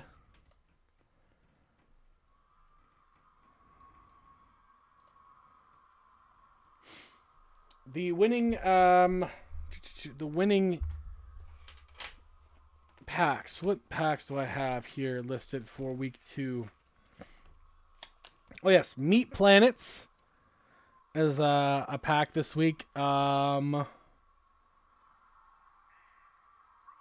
Casting Darkness and 5 for Fighting. So those are the packs this week. 5 for Fighting, Casting Darkness, and Meat Planets. I will say, for Raw's benefit, 2 of these packs do have female superstars that they are looking forward to in these packs. So I'm hoping that helps them kind of sway towards one of those packs. But they don't know which 2. So, but they have a pretty good chance of picking the right one.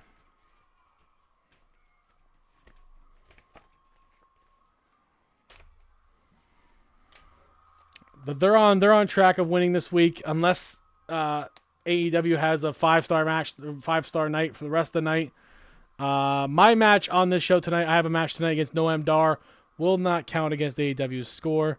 So it'll be this one and the other tag team match, Nikita and Fallon, and the tag team main event that'll count against them. I'm not officially associated with any brand, so I will not count towards anyone's scores. I need a tune-up match, especially if I got to fight a family soon. So I'm facing Scottish superstar Noam Dar.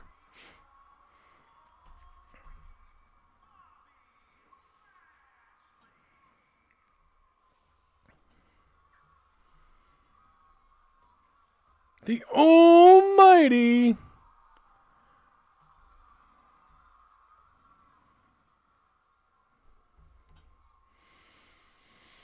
Lashley was North American champion and a World Trios champion last season before being taken away from his team.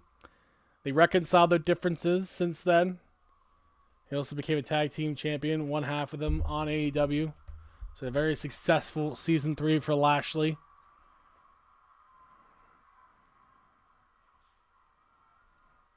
Sting versus Ricky Starks. That'll be interesting. I wonder if that'll be for Survivor Series for the North American Championship. It will be next week on Dynamite. Or week 4, the go-home shows before Survivor Series. We'll see.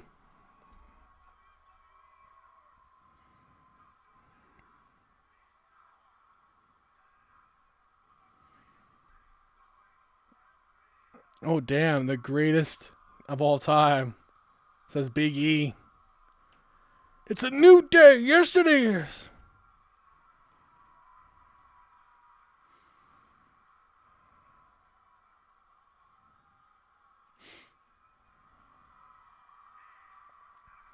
He's got some bootios. I think I'll watch the first half of Wrestle Kingdom tonight, Wrestle Kingdom 19, and then, yeah, Dynasty's tonight. Probably watch that with Peanut tomorrow. And Dev if he wants, or anyone else. If I have time after Night of Champions. It depends how long it takes. I don't think it's going to take long, like I said. Like hour and a half probably for that show.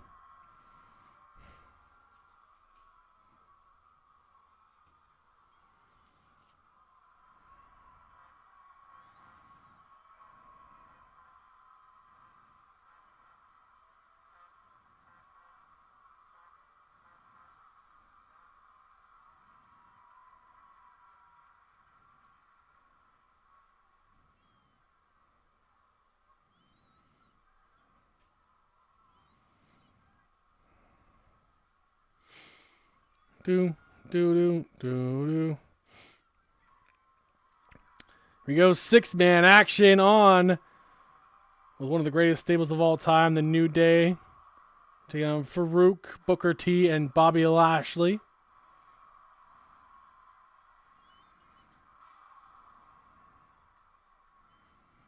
I'm glad they're keeping Joe Tessitore. I was kind of wondering what they were going to do officially. Like, there was always speculation he'll go to SmackDown's commentator, but it wasn't for sure. I was like, they signed him for a good amount of money. Like, so Joe Tessitore to SmackDown's commentary with Corey Graves. I don't know what they're going to do with Wade Barrett. We'll still see what happens there.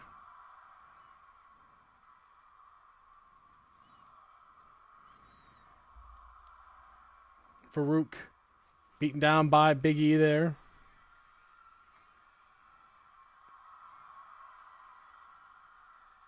Oh, Lashley had Big E up. That is a lot of strength against that big man there. And Lashley's feeling it, as he should.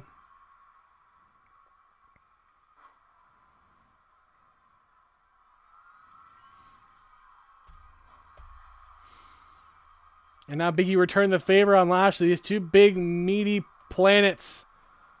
Big E, oh, Jesus. Oh, I turned the flashlight on my face. Oh, God. I flashed myself. Big E did win the Meaty Boys Championship at WrestleMania pre-show in a 30-man Meat Boy Battle Royal. He's very proud of that, he says, but he wants to become World's Champion once again. World Trios Champions with the New Day brothers. Side slam there, that belly to belly on Booker. And now New Day's in control with Kofi taking down Farouk.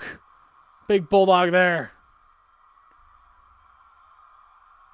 But Booker, oh no, couldn't quite get him. Good DDT, good counter on Booker into that DDT.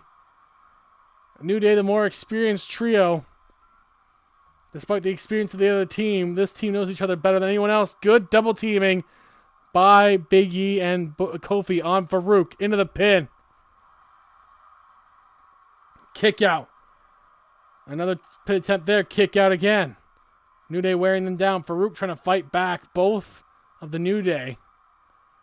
With Woods all over Lashley on the outside.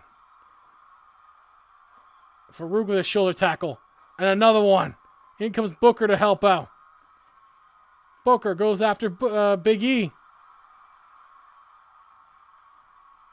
Lashley the dominator on the outside, taking out Woods. 1-on-1, Booker and Big E. Booker's got him in a pin kick out at 1. This could lead to one of these two teams representing AEW for the World Trios Championship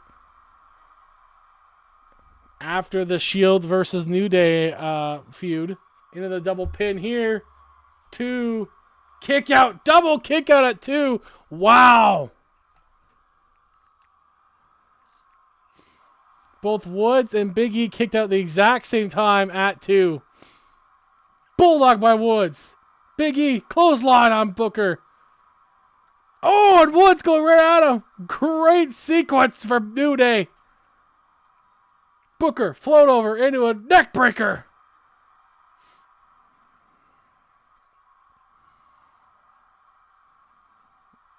Farouk taking out Woods. Kofi gonna go help Woods.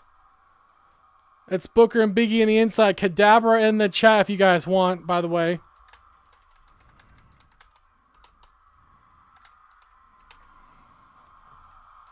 Booker, book in on Big E into the pin.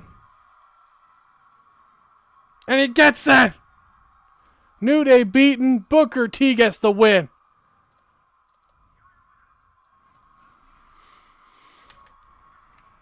And they're looking to become World Trios Champions for the second time. And they'll be the first ones to do it 2 times.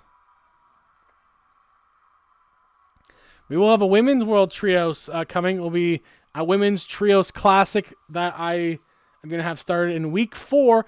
That'll build up by the time we get to, I think the finals are going to be at Barely Legal. Will we crown the very first Women's Trios World Champions. We know Lux, Cookie, and Cheeky will be competing in that classic.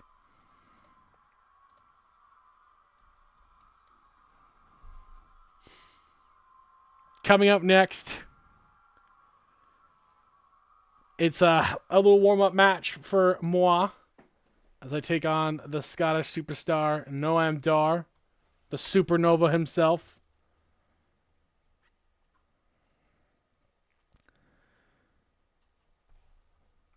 Neither one of us is associated with AEW.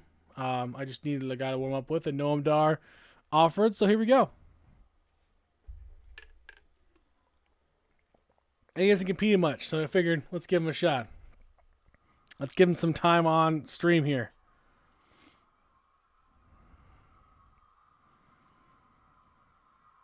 Oh. Okay, thank you, Peanut.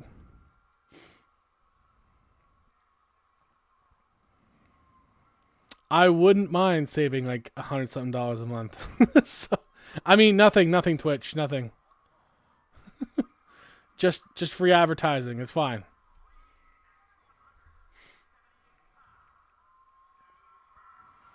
Ooh, Kenny Omega debuting a new entrance theme from the composer who made the Final Fantasy 14 and 16 songs. Okay. Kenny Omega debuting some Final Fantasy-like music. All right.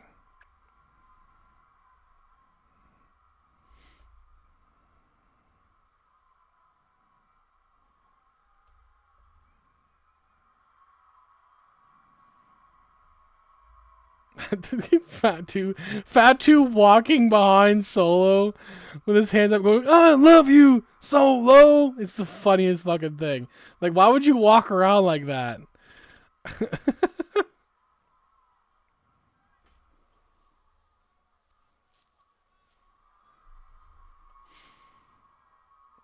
Jacob Fatu is so fucking funny. I got this. I'm gonna kick your ass, Noam Dar.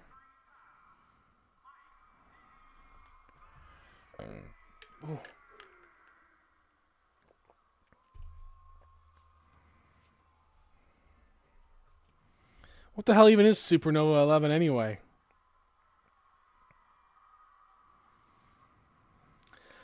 I'm not distracted. I'm good.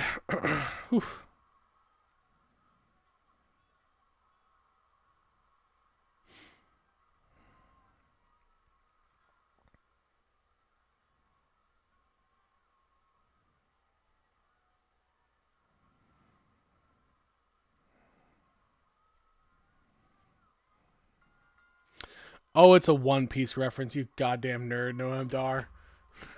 It's a One Piece reference. Okay. I wouldn't have known that. That's why I called himself Supernova 11. Okay.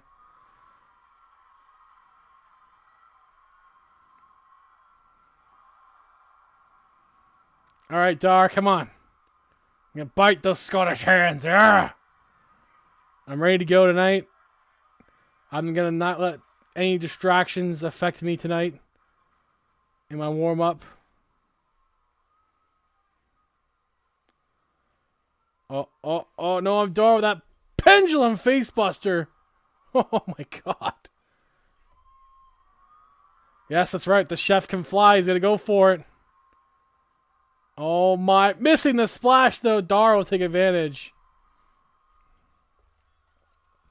You know, I don't fly too often, and that's probably why. That's probably why I don't fly and should never fly.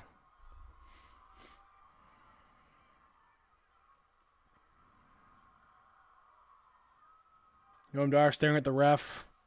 I don't know what he was looking for there.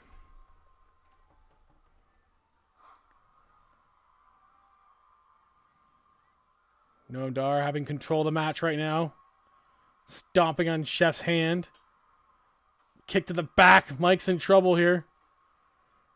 I guess the guy he should have had no problem with, but that distraction might be sinking in now. The pressure and the exhaustion from worrying about the family. Into the pin on Dar. Not even a 1, but Mike knows he's got to do a lot more effort there. Headbutt Dar. Dar goes down. Dar flies to the outside.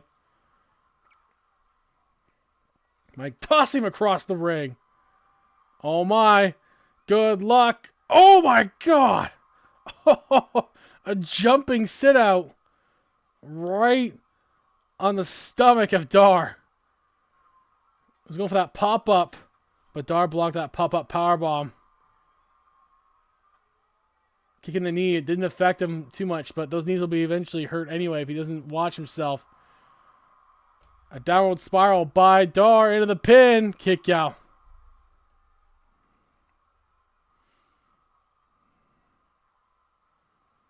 And Mike's to the outside. Mike is in trouble again from Noam Dar. DDT, down goes Mike.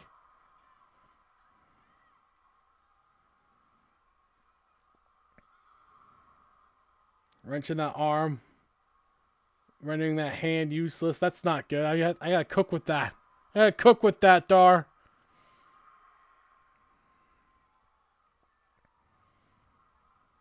Oh, into the ring steps.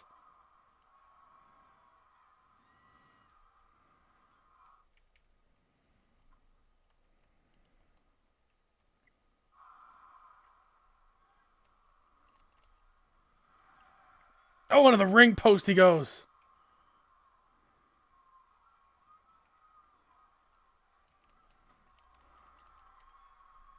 Oh, God.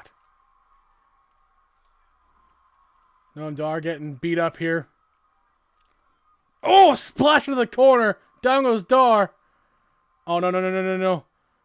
Oh, dropping that forearm.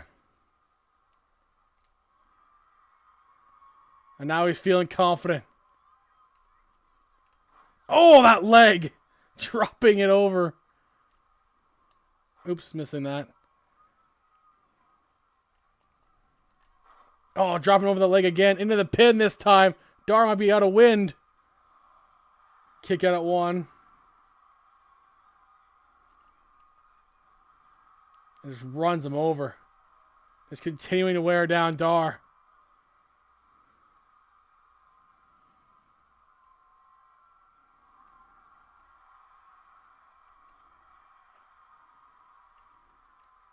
And another leg drop across the chest of Dar. And Chef Mike feeling confident. Dar can't do much against Mike right now. He's going to let the count go.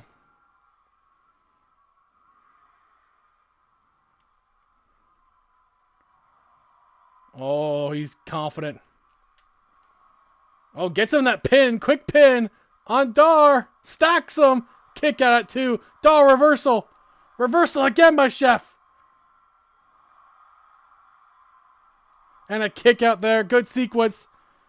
Oh, and Dar hits him.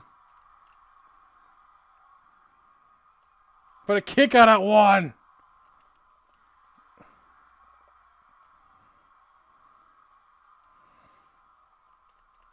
Oh. Back of the head goes Dar. That super punch.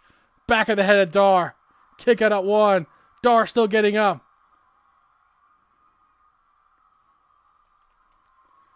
Oh, God. That pop-up uppercut. Once again, trying to knock out Dar into the pin. And Dar stays down. Chef Mike had a lot more trouble than he thought he was going to.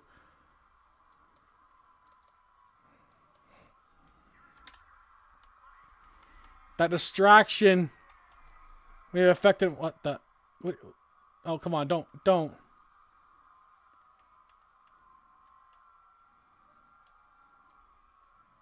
He wants Dar to get in. What the... Mike, you can't get him over there. What do you... Oh, my. No. Oh, I don't know why you did that. That didn't do anything, Mike. He's pissed off. He is absolutely upset right now. Oh. Oh, no. Dar. Oh, my God. He's about to destroy Noam Dar after the bell. Oh, my God, no. A spinning powerbomb on the outside. Oh, my God. The Noam Dar getting obliterated by Chef Mike after the bell. That was uncalled for. That was completely look. It's uncalled for, you know. But sometimes you gotta do what you gotta do. I gotta make a statement, and I did. Coming up next, tag team match: Sheamus and Drew McIntyre take on Daniel Bryan and The Big Show. Here we go. Apparently, there's rumors going around that they might be in a kilts versus kilts match at some point, McIntyre and Sheamus. I will remind the AEW that one of the competitors does not wear a kilt. He is Irish, but I digress.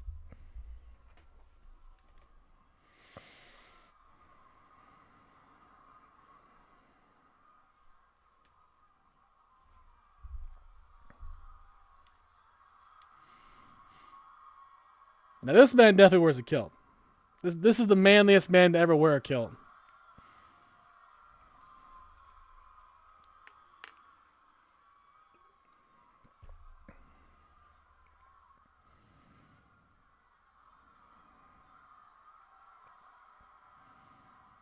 I would never question Drew McIntyre in a kilt.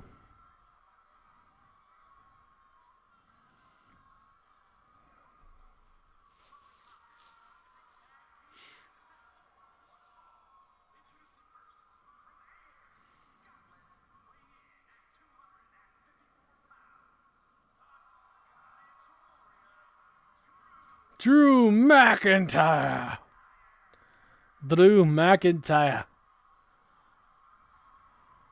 I'm very sorry for every Scottish person on the planet for that. That was bad and uncalled for. I'll never do that again. Actually, I can't even guarantee that. I lied immediately. I might do it again at some point. Because I'll forget that I even said this. So.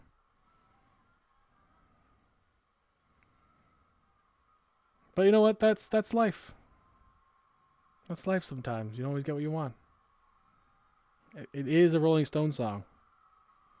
And Mick Jagger would never lie to you. I don't know what I'm talking about at this point.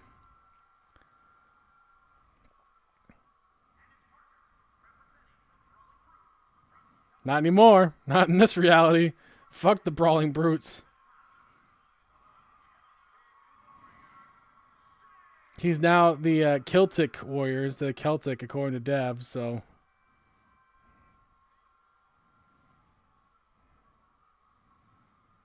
Look, combining Dev and Ken might be an interesting combination that I might grow to regret, but we'll see.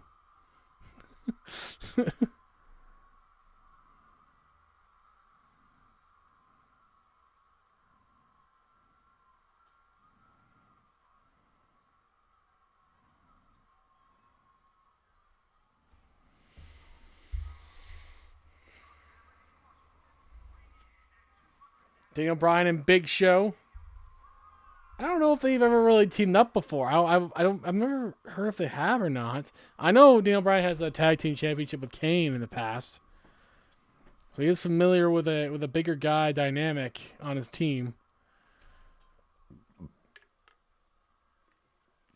which matches his pure wrestling style pretty well, actually. So.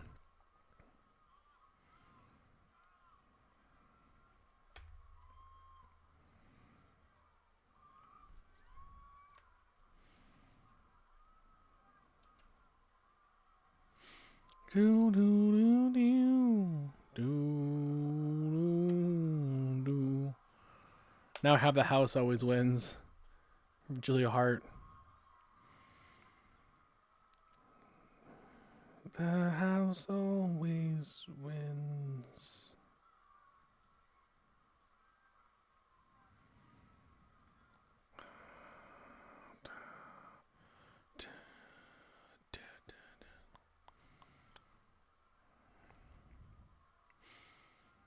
Come on, Big Show. Get out here. Who's the buff lumberjack? Drew McIntyre. Oh, Daniel Bryan. Sorry, not Drew McIntyre. That's Daniel Bryan. In one of his last runs. The big scruffy beard. He was actually called a goat on TV when he had that beard. Which was actually pretty accurate. There's a big vegan goat.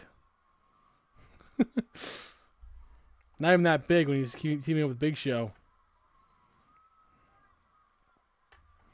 But yes, Daniel Bryan is the buff lumberjack. It's like, buff lumberjack? Oh yeah, Daniel Bryan.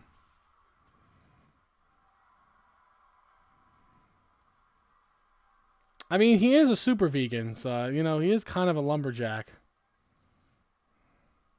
That's actually true. He's a super vegan.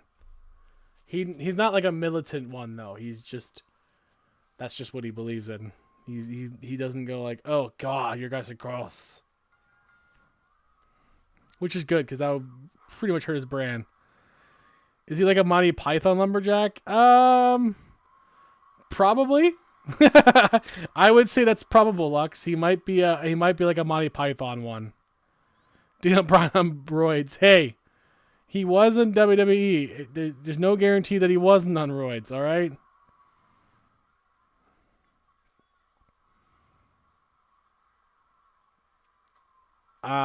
Who doesn't know the lumberjack song? Is it the I'm a lumberjack and I don't care? Is it that one?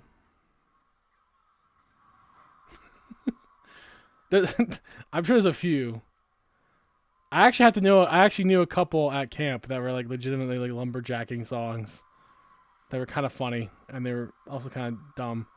For log drive days, we had this thing called log drive days up north in Northern Ontario apparently, and they have like a whole folk song for it and everything. Yes, I'm a lumberjack and I'm okay. I sleep all night and I work all day, which is pretty accurate actually for lumberjacking. You're talking to the guy who literally has a degree in pretty much lumberjacking. So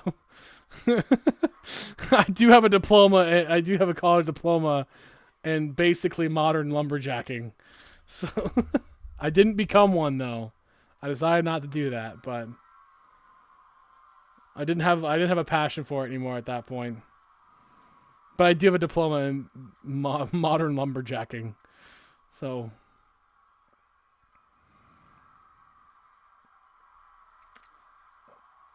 I wasn't okay. I was gonna be a lumberjack, and I wasn't okay because I didn't want to work. I didn't want to work all day, and I don't really sleep at night, so it doesn't really, the song doesn't match me. Can't make it work. Sheamus on Big Show's shoulders. Down he goes into the turnbuckle. And now taking in Daniel Bryan, who's bandaged up again. I don't know what he's been doing. A little drive-by boot to the face of Sheamus. Into the pin again.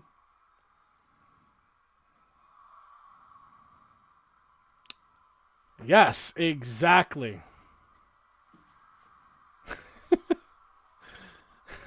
I didn't want to work like constantly outside.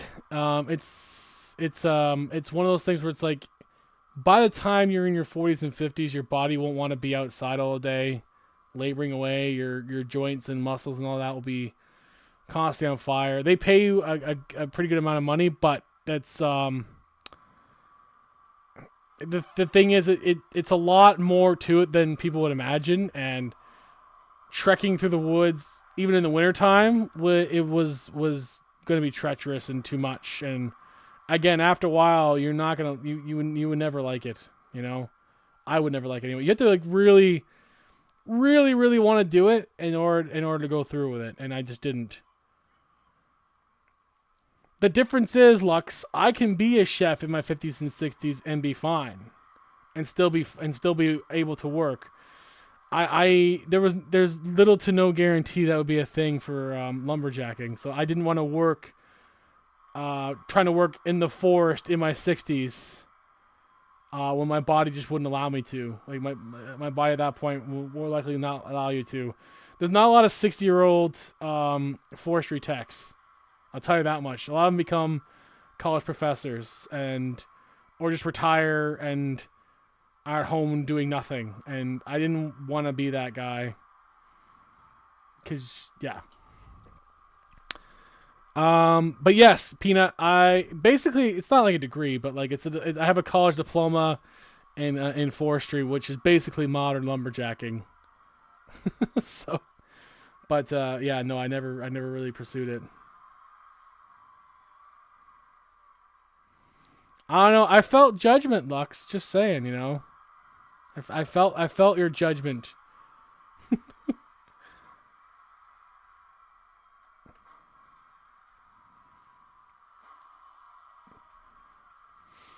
It's fine. You know what? I'm not a lumberjack and I'm not okay. So that's fine. Brian countering Drew McIntyre here. Oh.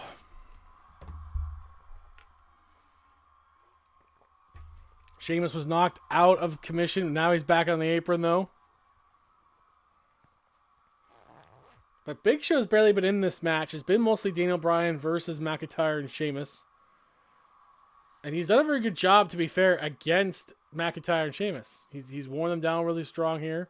Tilt-a-whirl backbreaker on McIntyre into the pin. As if he could do that in real life. Kick out.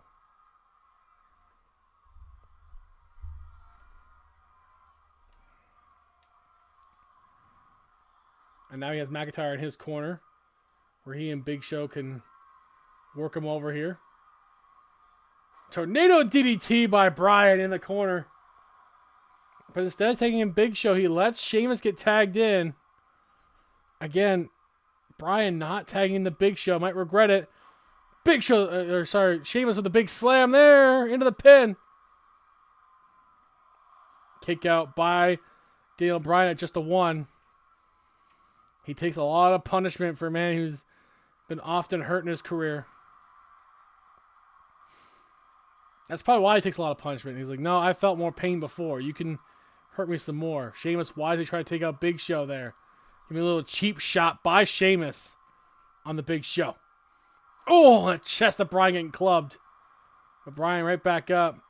Tag in the Big Show here, Bryan. He's still not doing it. It might cost the match. Drop kick to McIntyre. But a quick kip up. And McIntyre's right in it. Russian leg sweep. Down goes Bryan.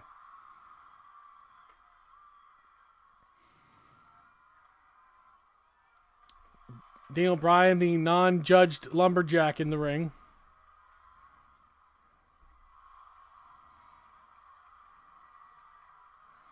Hopefully after this match he's going to do a lot better. Hopefully he's okay. If he loses tonight, he might not be okay. Tagging Sheamus back and forth between this team, knowing that Bryan is just refusing to tag in his partner. I don't know why Bryan, when he had the opportunity, never tagged in Big Show, and now he might come to regret it here. As he's in a neutral corner, getting fists to the face. Another quick tag to McIntyre. McIntyre has him up. Oh my God! White noise by McIntyre. Big Show breaks it up.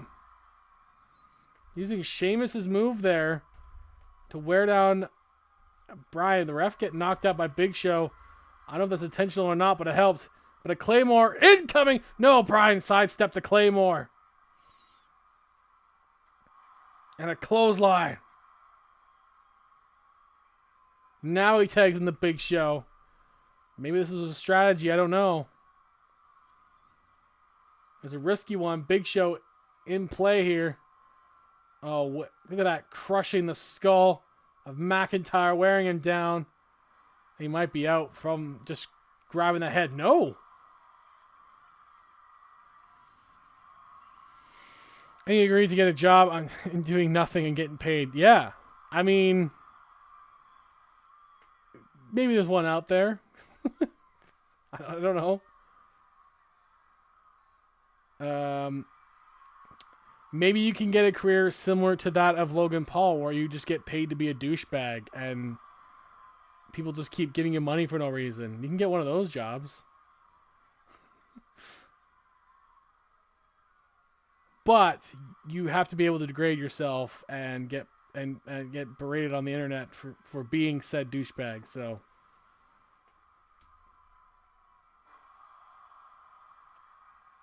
is that the Great Khali? There is no Great Khali in this game right now. Thank God for that.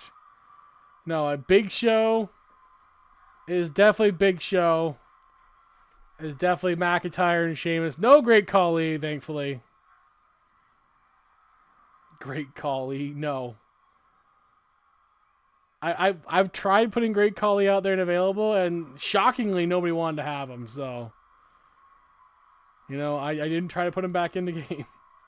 Last season I did try to bring in Great Khali, but you know, nobody wanted him. You know, he's just nobody wants the legendary heavyweight champion.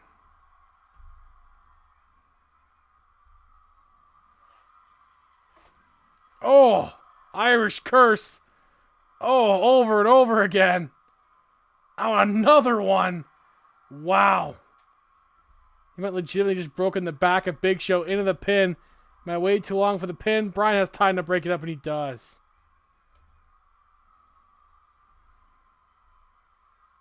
But McIntyre and Sheamus looking for way more success this season.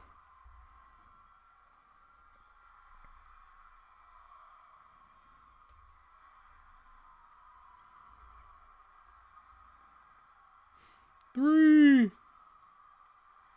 No? Okay, well, fine. Oh, God. Big boot by Sheamus into the pin. Bryan can't help. They may have it here. And they do. Peanut's going to look into one of those jobs that you can do nothing and get paid money. So it's all good. Sheamus and McIntyre getting the win.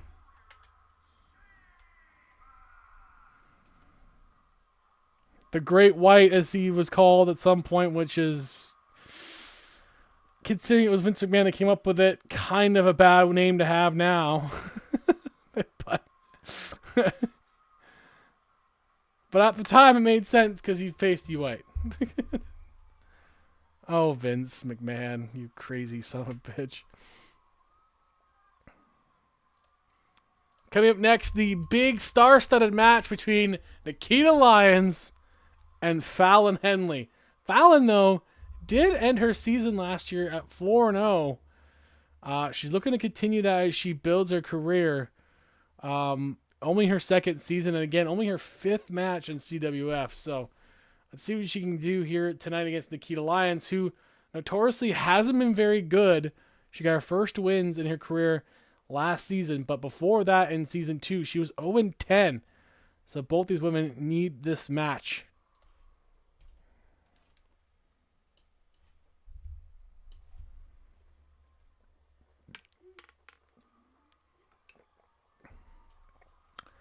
It'll be surprisingly competitive considering the two involved.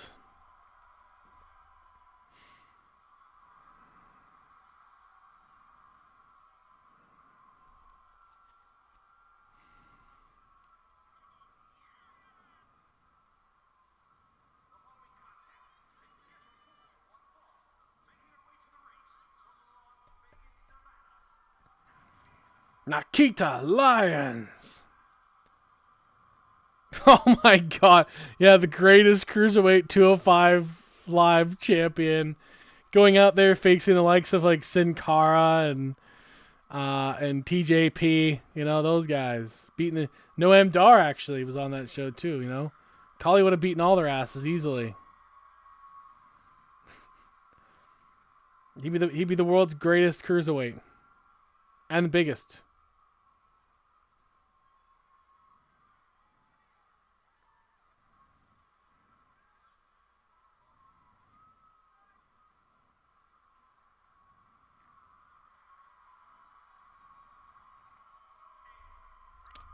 Here comes knockoff cowgirl Fallon Henley. She's the kind of girl that's like only country when it's a country concert, but at no other time is she country. You know those people. They're out there. I've seen them with my own eyes. Especially in Canada. There's not a lot of actual hicks in Ontario, but somehow when there's a country concert nearby, suddenly we have thousands of them.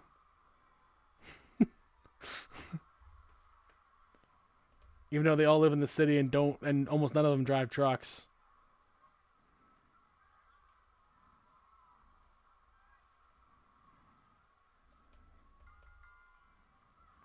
It has started. Okay.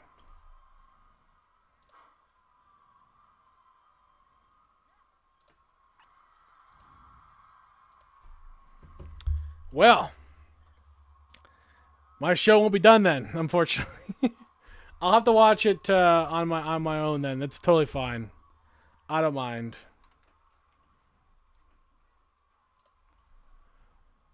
The official Wrestle Dynasty is on.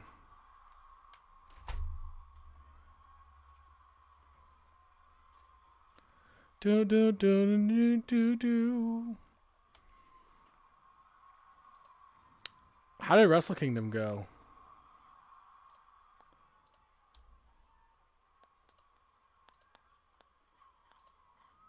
Oh shit, I closed the wrong thing. It's just the time zone thing for me. It's just a lot. And I closed the wrong shit and I can't find anything. Here we go. Cuz I didn't want I could have stayed up last night cuz it's Wrestle Kingdom started at 2 a.m. but like using my unlimited everything. Yeah.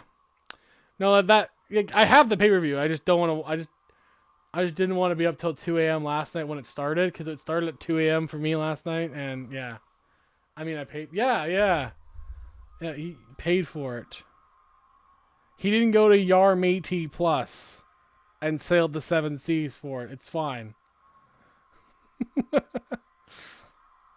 Dun dun dun dun dun dun dun dun dun dun dun dun. Yar Matey Plus. Only for the best viewing.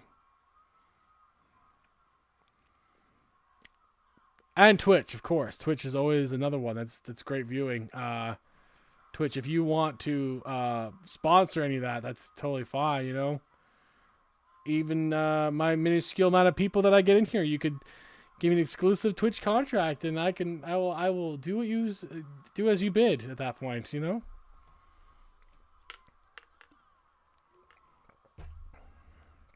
I will not endorse Yar Matey Plus at that point. Until then, I'll sail the 7 seas.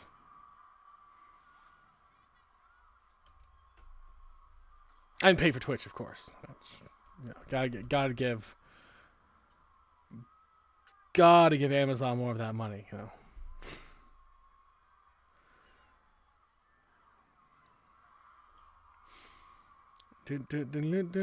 Just saying, you know, that could end. Nikita and Fallon neck and neck right now. In this, what will likely be pretty competitive again between two women that need this win. Fallon getting shoulder first into that steel step. And Nikita taking advantage of it.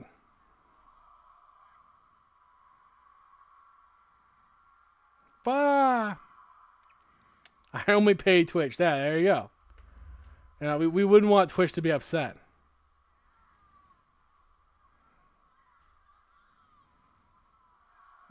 We're making them sound like they're our overlords. It's like, yes, overlord. I only live to serve you.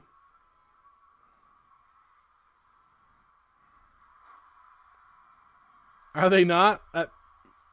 You know, I misspoke. It's true. Tony Khan most of the time, out of respect. Yeah, out of respect, of course, of course.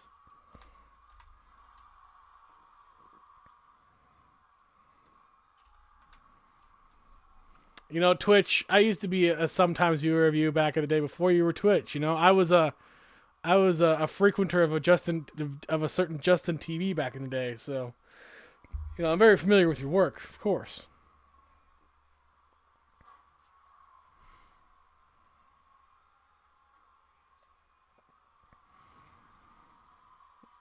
Dun, dun, dun, dun, dun, dun, dun, dun, dun. Oh, Nikita with the kick knockout on Fallon. Fallon is dead to rights here. Missing that. Fallon is rolled out of the way and she's back in this good takedown.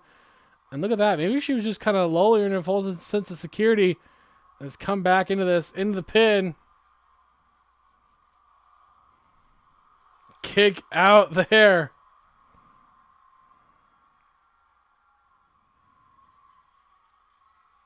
Fallon. Oh, elbow to the chest of Nikita. I know Justin's mom. There you go. There you go. You know, and we're all big fans of Jeffrey Bezos, who is the overlord of Twitch. Oh, almost got her with that Shining Wizard kick out by Nikita Lyons.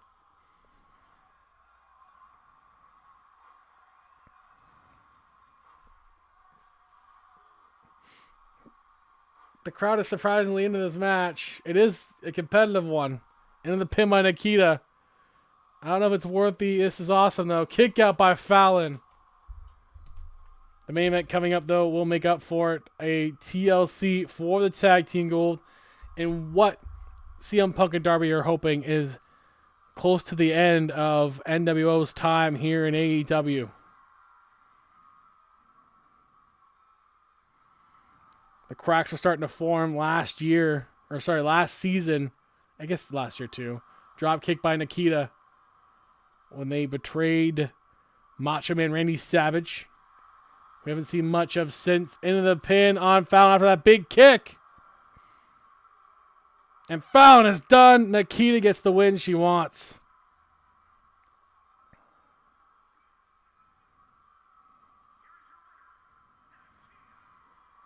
The Lioness gets exactly what she's looking for tonight.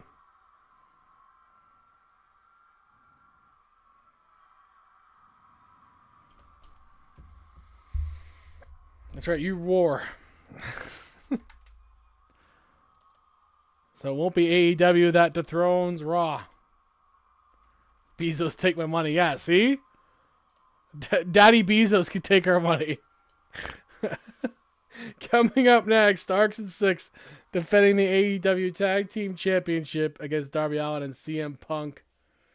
They have pretty much held it hostage. They even recustomized it as the NWO Tag Team Championship. But after tonight, CM Punk and Darby are looking to bring back the old AEW straps, which haven't actually been... The original ones have not been seen since season 1 or 2. So it's actually been a long time since we saw the original straps. Because last season it was the Meaty Boy Burger King Championship. It's had a weird origin story. It's had a weird origin story. After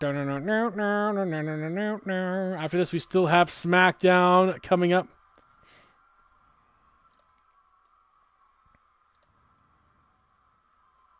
We also have a promo to end the show tonight, apparently, as well. So we can't miss that.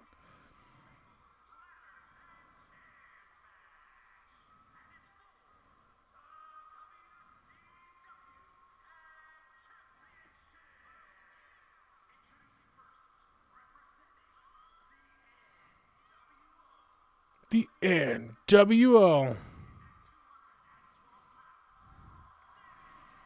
Yes, we will hear from Bret Hart and his BCC members.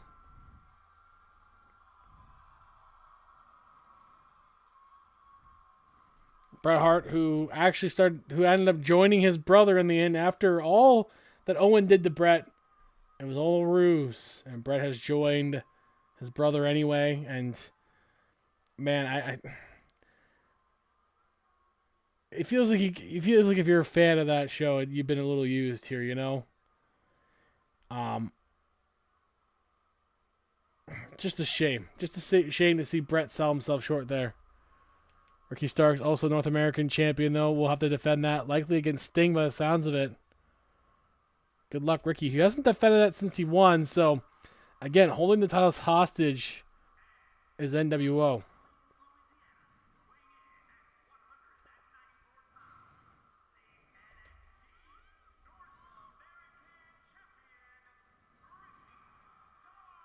Ricky Starks.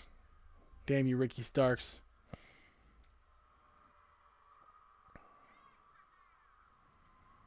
The thing is, he's been a good fit with the NWO too, and he's been probably the most impressive member on that team consistently, and that's why he's the North American champion. He did earn that chance.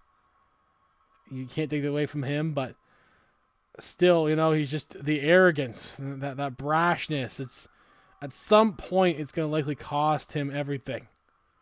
It might start tonight.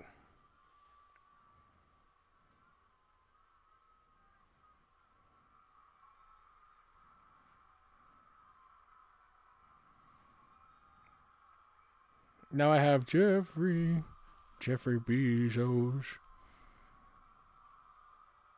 Nice. Like I said, if I have time, then I might pop it on. But it depends how long SmackDown takes too, because I have to go to bed after SmackDown probably. If not, I'll watch it after Night of Champions. So either way, I will watch it because I did buy it. So.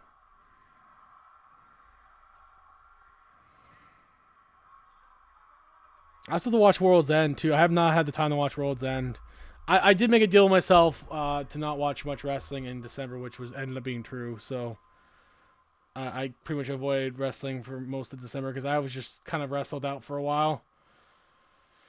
But I do want to watch World's End because apparently it was a pretty good end of the year show for AEW. So better than Full Gear. Apparently Full Gear wasn't super great, but it's hard to follow up a good year consistently, like, for both companies. So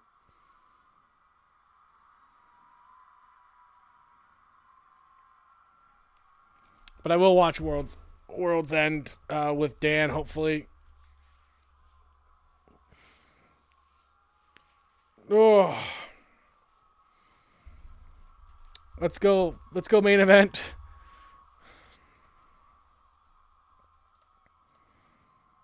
I'm pulling for Punk and Darby. They've been working up to this, so.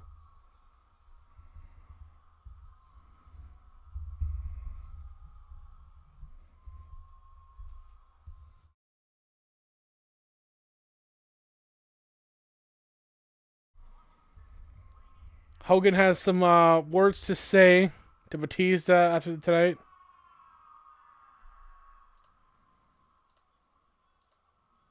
I came for World's End. Oh boy, did you have to change your pants at that point, Peanut?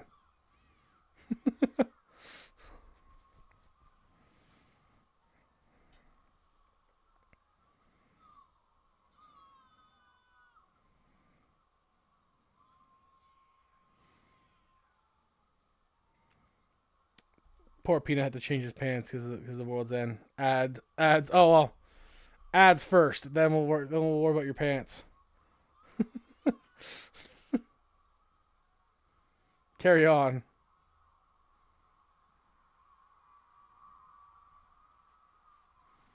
Those damn ads.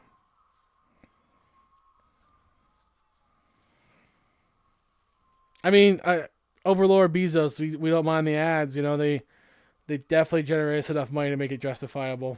Yep.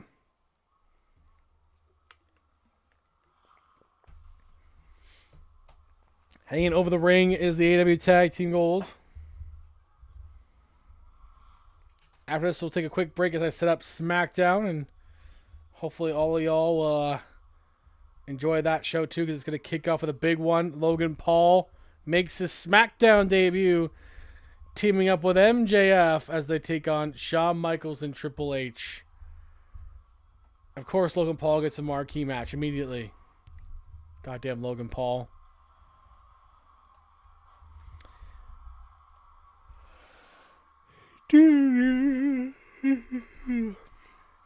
Also, a 4-way tag team match. The Usos, Edge and Christian, RVD and Orange Cassidy, and the Ministry, the newly minted Ministry, Priest and Balor, who are now working for The Undertaker. All compete for the opportunity to take on the SmackDown champions, Bret Hart and one of his partners, and now the BCC.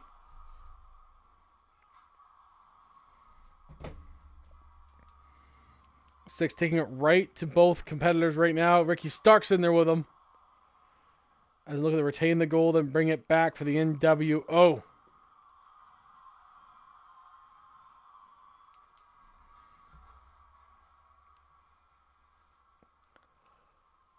This is Darby's second match with the AEW.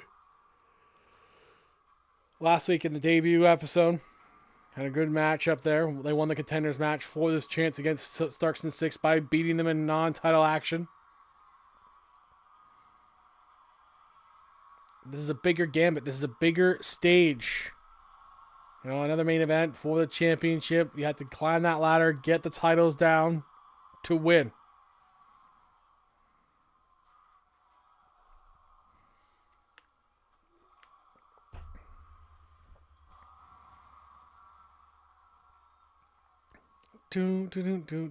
Darby has 6 in that suplex there.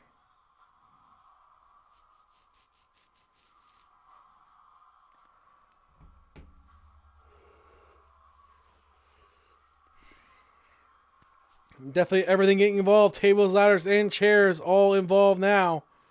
As Punk gets that table that was thrown in there by Darby. I don't know what he's planning on doing. Is he going to set it on fire? Please set it on fire and put someone through it. Put Starks through it. That smarmy bitch deserves it. Punk sets up the table in that corner. All you gotta do is put someone through it, Punk. Come on.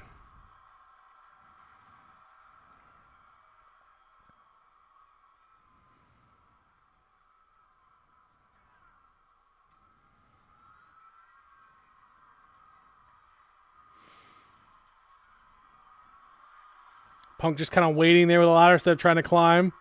Interesting strap from him. You'd think he would at least try to at least attempt. There you go. There we go. Punk going for the strap. Now Six Pac immediately finding him though. Maybe that's why he waited. I don't know. Maybe I should have not given Punk the advice from here.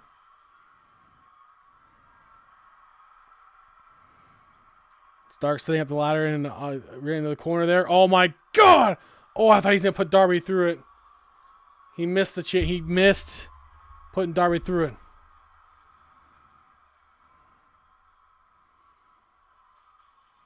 That's 6 on the ladder. Look at that tilt-a-whirl. Head scissors takedown by Darby. Not a usual move from him. Darby set up the ladder. He's still fighting Six, who's busted wide open and bad. Bulldog.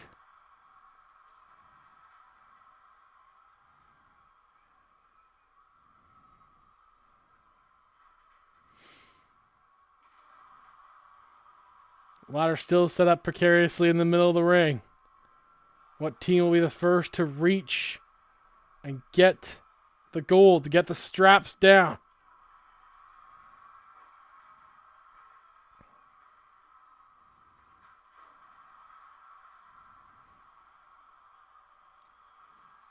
Got Punk with the Anaconda Vice wearing down Ricky Starks.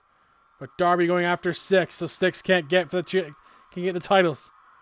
He got him down, but Darby throwing right back out. Six, you have an opportunity. Starks takes up Punk. Here they go. Starks and Six could retain the gold for the NWO right here. And it looks like they will, as Six is right on it. And that'll be it. The NWO will retain the titles. Damn it.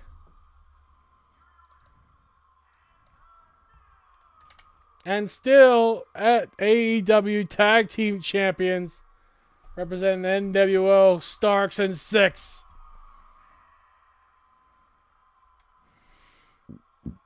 Damn.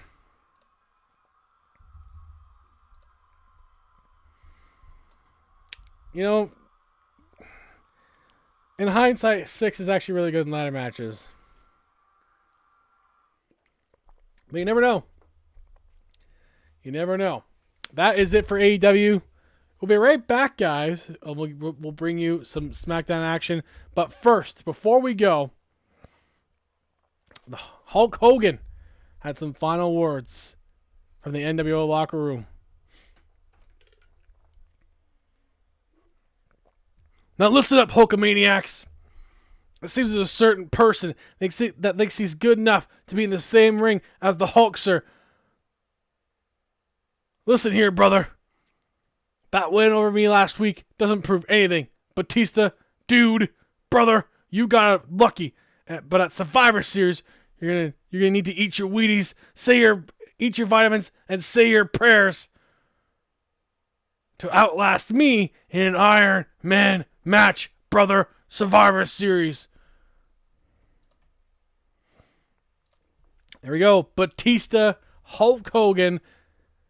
One final match, AEW Championship, Iron Man match at Survivor Series. That should be fun. But we'll be right back for Friday Night SmackDown.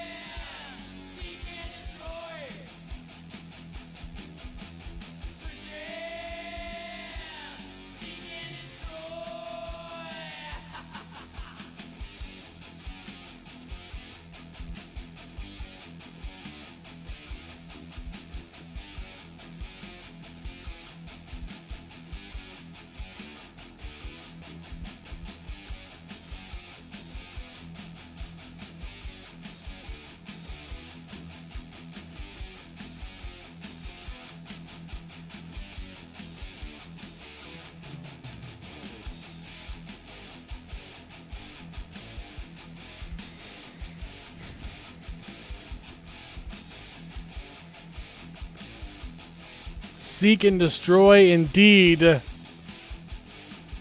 We're back for SmackDown. Don't give me too many hints there, Peanut. I do want to watch it. I mean, if you ruin it by accident, it's fine. I'll still watch it. I just try not to spoil too much. But yeah, some of the Japanese rules are probably throwing me off a lot. Thank you for the patience, everyone. We're back at it, like I said. It seems like MJF does have friends after all, but I don't know if this is the kind of friend that MJF should be having. Okay. But first, Bret Hart has something to say. Oh, with his new team in tow. Sorry. Oh, boy. Ooh.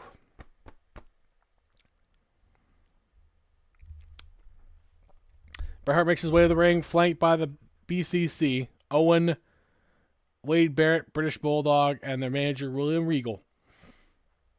The crowd initially cheers Bret, but once they see the BCC with him, the cheers quickly turn to boos, as they know it to be true. Oh, okay, I'm okay with that then. Over the last week, a lot of you people have been asking me, why, Bret? Why? Why have you sided with your evil brother Owen after all this? And I turned to each one of them and said, told them to shove it. You see, Owen isn't evil. He's just misunderstood. He's always been misunderstood. Owen has always looked out for my best interests. And he only wanted a bit of brotherly competition. And I can't fault him for that. We went back home to Calgary. We settled our differences. And I'm proud to say that he is my brother. He gestures to Owen. Owen, if you would do the honor of being my tag team partner and proudly defending our new SmackDown Tag Team Championships with me. Owen takes the microphone. Bret, my big brother, I will be honored. Together, we will be unstoppable. We'll defend the tag team titles with pride. Owen and Bret then embrace in the ring. The crowd is booing. But then suddenly they're interrupted. Oops. What the fuck? Go away. No, go away. Now I want to know. That's the wrong one. As they embrace the ring, they are interrupted. Oh no! It's Stone Cold! It's Stone Cold Steve Austin!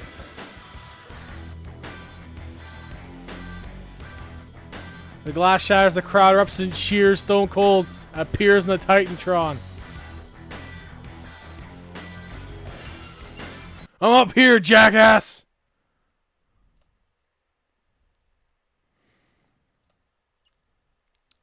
You come out here, you spout all this horse shit about how you settled your differences with your little brother Owen. And that's all it is. Horse shit. I say, nah.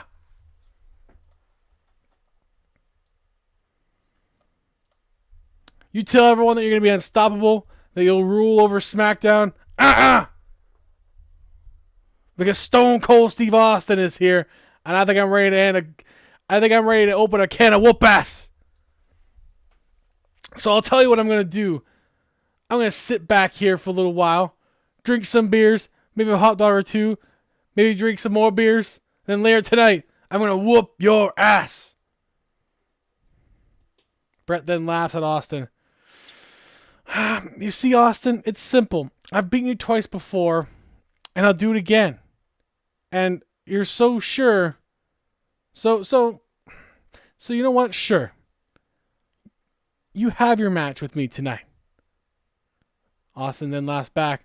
Oh, and one more thing, Bret. One thing I always say, don't trust anyone. Suddenly, Stone Cold enters from the crowd and quickly hits the stunner on Owen. He exits the ring before Bret and the rest of the Foundation can get to him. The crowd erupts into cheers as Austin makes his way to the back of the ramp, while Bret stares angrily at Stone Cold Steve Austin at the ramp, giving up the double bird salute, as only Stone Cold can. And now we get into the actual action here tonight. That's going to be our main event on SmackDown. It's been confirmed by Dan himself already. It'll be an Extreme Rules match. Stone Cold Steve Austin versus Bret the Hitman Hart and the rest of the Foundation, the formerly BCC, are banned from ringside. No one is allowed to help. Let's get to the action. MJF, the World X Champion, who is defending at Survivor Series, will team up with Logan Paul, his new friend. Again, I'm surprised he's got friends to take on Triple H and Shawn Michaels.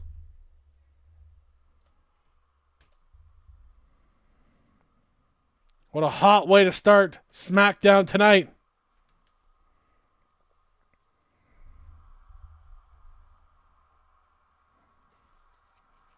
Dun, dun, dun, dun, dun, dun, dun.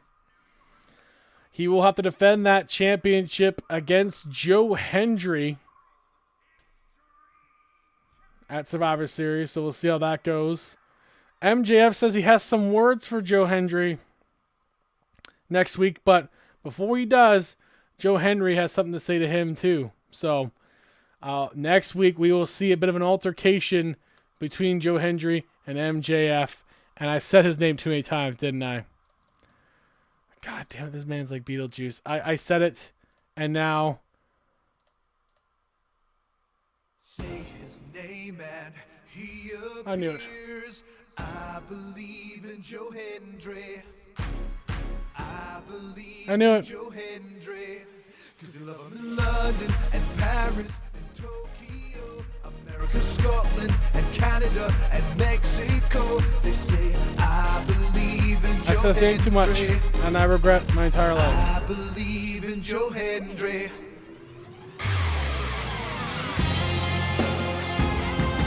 You know what? We'll put over... You know what? I don't mind it drowning out Logan Paul, to be honest. I'll accept it just because it's Logan Paul coming out to the ring. Wave your hands from side to side and Fuck Logan say, Paul. We only care about Joe Hendry. Hey, Nightbot. Joe Hendry. Joe Hendry. Come on now. Is so prestigious. Wave Nightbot's a Logan your Paul fan. hands Sorry. from side to side and say, He's a little feisty. He's a Logan Paul fan, like I said. I believe in Joe Hendry. In Joe Hendry. In the prestigious one. Okay. And I'm sure that's going to bother Logan Paul a little bit. It's such a vibe. He might be TNA World Champion very soon, which will be awesome for everyone. Except me. Except me. Heck yeah. Lux is going into this as not even a wrestling fan, but she believes in Joe Hendry. That's what's happening here. Lux has been converted, much like almost everybody else. Lux has converted to Joe Hendry. Of course.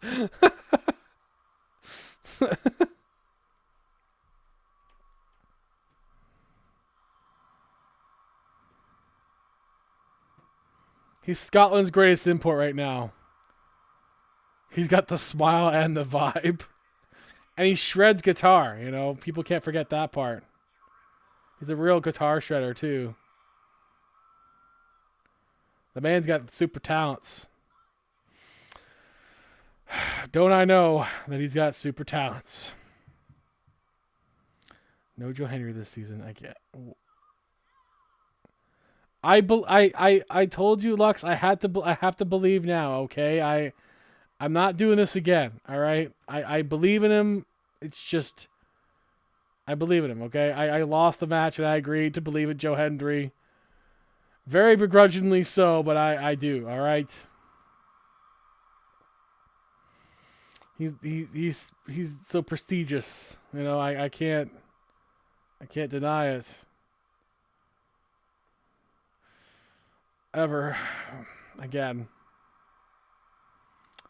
I got things to worry about though. You know, I got the family to worry about now. I to be honest, I don't even know who the boss is. I kind of made the deal with Giovanni Vinci, which maybe my first mistake is not talking to the boss himself. But I'll handle Giovanni Vinci next week, and you know, and Stacks if I have to, and we'll go from there.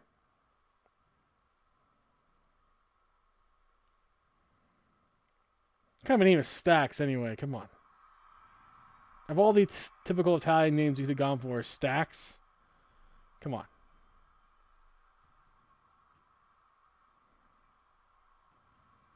He's not even tall enough to be a Stacks.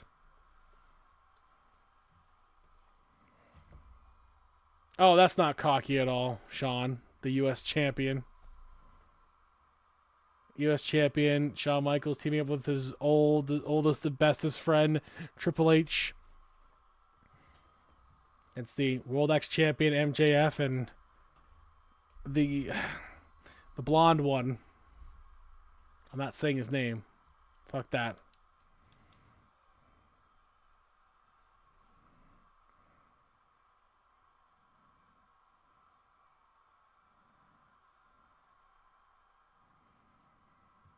This isn't cocky at all.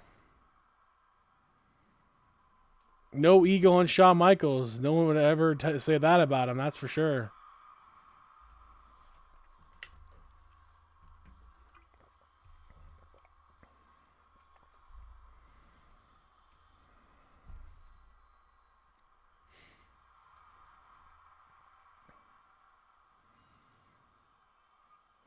The Heartbreak Kid.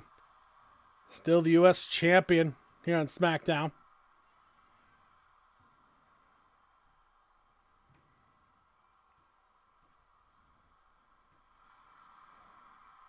It is weird to see him and Triple H team up again. You know, they seem like they kind of split last season, but they seem to always reconcile these two. They have a tumultuous bestie friendship here.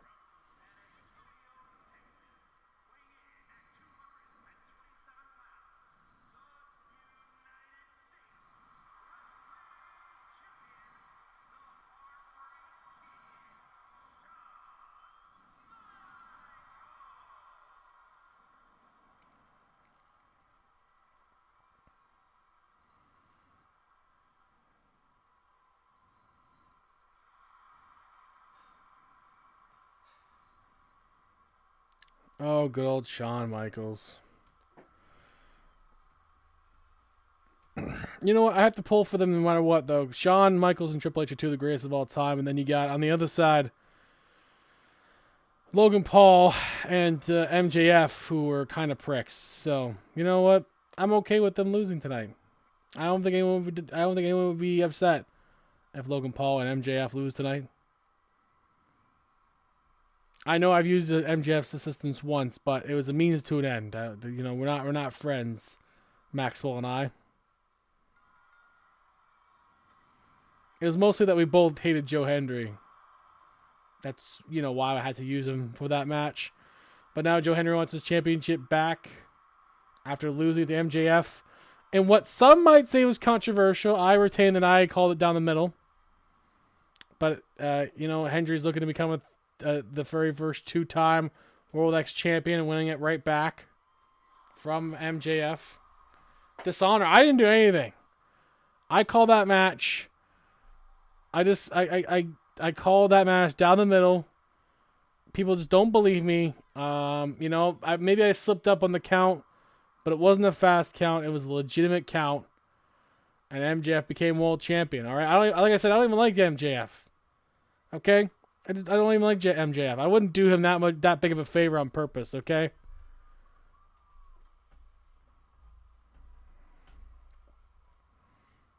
The delusions from this fan base. Ugh. Anyways, MJF with a pin on Shawn Michaels. Michaels kicks out at 1, but MJF probably already knew that. This is a very experienced veteran, one of the greatest of all time. And Shawn Hall of Famer. Sorry, not Sean. Triple H. I don't know why I said Sean. It's Triple H. They both have long hair, okay? But Triple H is definitely more steroidy than Sean. I mean, muscular. He's got more musculature. Never took roids. I totally believe a wink wink. But whatever. Triple H fighting both Logan Paul and MJF off right now. As some of the fans here in SmackDown definitely rejoicing for that. But Logan Paul bouncing right back, splashing Triple H into the corner. Springboard splash. As now Logan Paul, who has actually gotten big wins against Triple H back in season 1 when they were on Raw together. These guys go way back. Logan Paul beat him for the WWE Championship. That's right, Logan Paul, before the CWF Championship era, was a world champion that was beaten by Yeti Games. But he was the WWE champion at some point. Yuri pulled that trigger. Big splash by Paul into the pin. And now this season, apparently SmackDown, Dev, and Dan's gonna take a chance on him. I think Dev was thinking about it, but ultimately Dan, of all people, went for it. Tagging Shawn Michaels here. Finally, it's Triple H as Logan Paul got a little cocky. Doing that Hogan pose with the ear.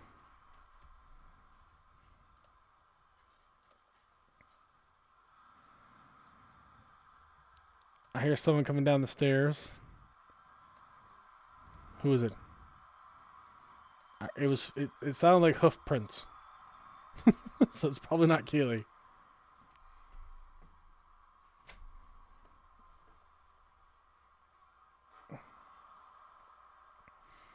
It's probably not the cat. It sounds awfully big for a cat. Although Jade walks really loudly for a cat.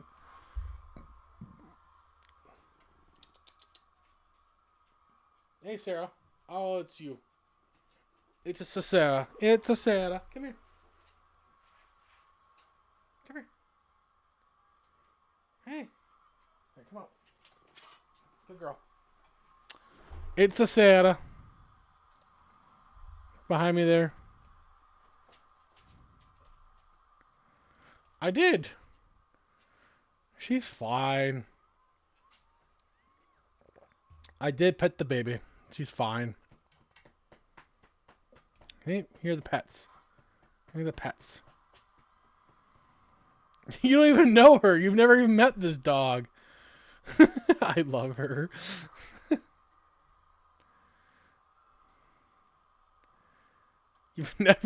You've literally never seen Sarah. I still love her. You hear that, Sarah? You got love. You got love even for people that don't even know you. She doesn't care. She's a dog. She's a Labrador. Does not care. A silver lab. She's even rare. My mom drove quite a distance to get a silver lab. It's a very rare breed of Labrador.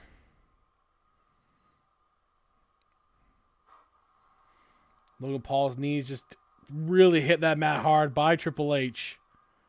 Again, no one's going to be upset if Logan Paul gets hurt in this match. I mean, well, maybe Dan, who just signed him, but I don't know.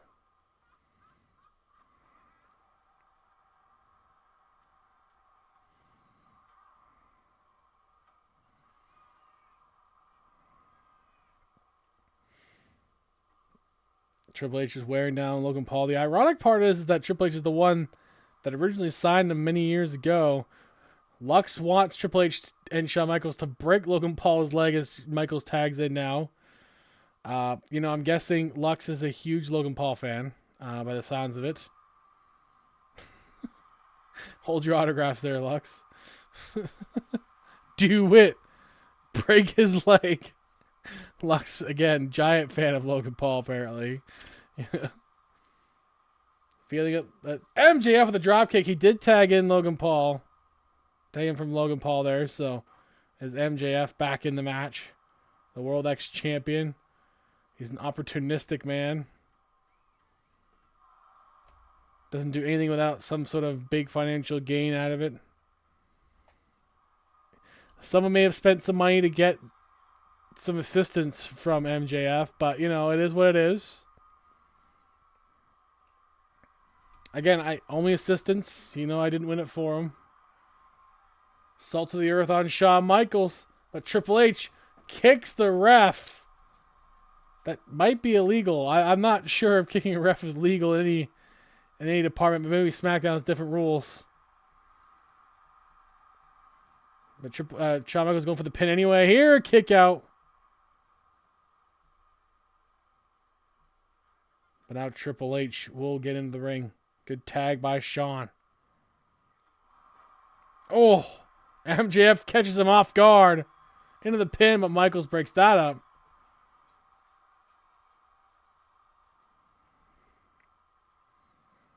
But he puts him in his corner with Logan Paul right there. Triple H countering.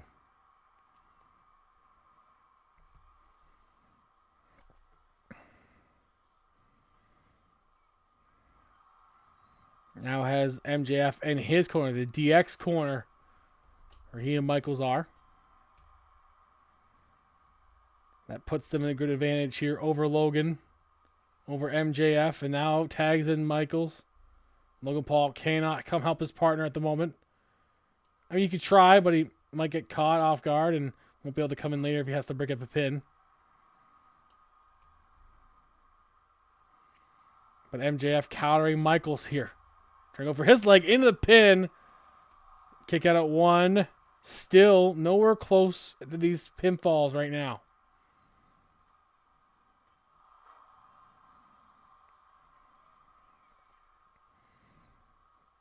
Logan Paul tagging back in. Michaels on the ropes. Logan Paul, oh no. Oh my. DDT off the apron. Down goes Michaels. And Logan Paul's going to be feeling it a little bit here. But Michaels right back up. Takes it right to him. Won't let Logan Paul get any momentum off that.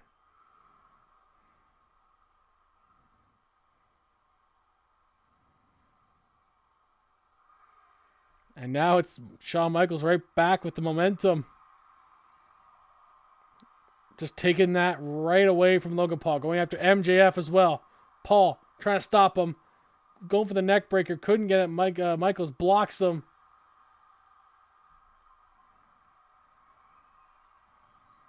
The back and forth with the strikes. Watch out for that fist, Michaels.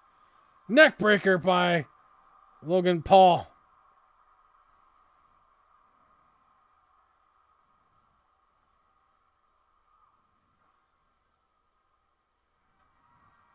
Paul has him. Oh, God. Grinding his face off the ropes. Come on. Just despicable actions from Logan Paul here. Into the pin. As expected from a man like Logan. Into the... No, kick out by Michaels. Almost had him there. Or at least he thought he did. But Paul to the top. MJF liking this. Frog splash missing. Doesn't like it now. Takes advantage, puts him in a pin. Kick out at 1. And Michaels back in this. Don't give Shawn Michaels any opportunity to get back in a match. That's why he's one of the greatest in-ring workers in professional wrestling history. Kicked up by Michaels into the pin. And broken up by MJF.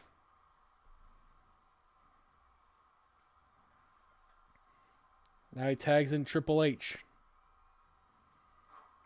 Knee lift by Triple H. One of the most mentally tough wrestlers of all time. Into the pedigree. Good luck. Logan Paul, he's down.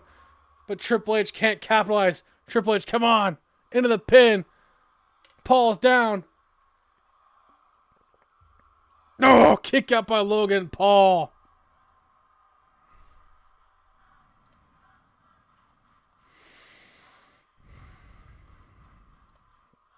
Damn. I thought that was it. Great opening bout here for Raw. Or SmackDown, not Raw. Raw will be either Tuesday or Wednesday for sure. My dates have changed. I had some days off moved around on me. Tuning up the band is Shawn Michaels looking for the sweet chin music. Gets it on the button. Capitalizes it right away. Paul not getting up. Thank you for coming. DX wins.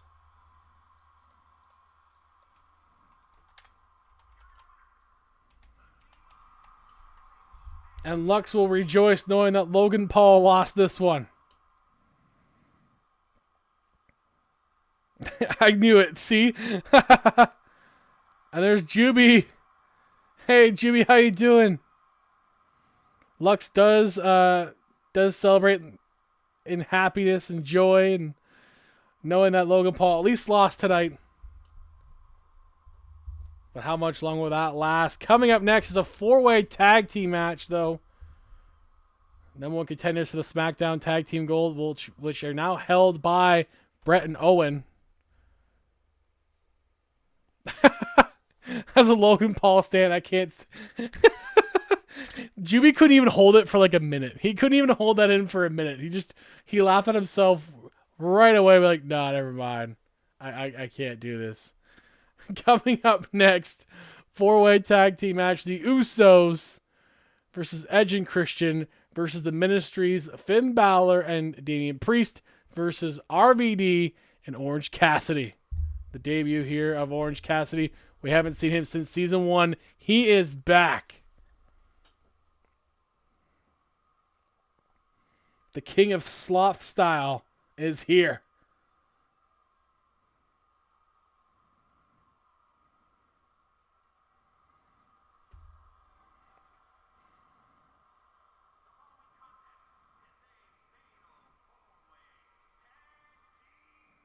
Ooh, so first team to get a pinfall or submission will face Bret and Owen, which will likely be on Survivor Series.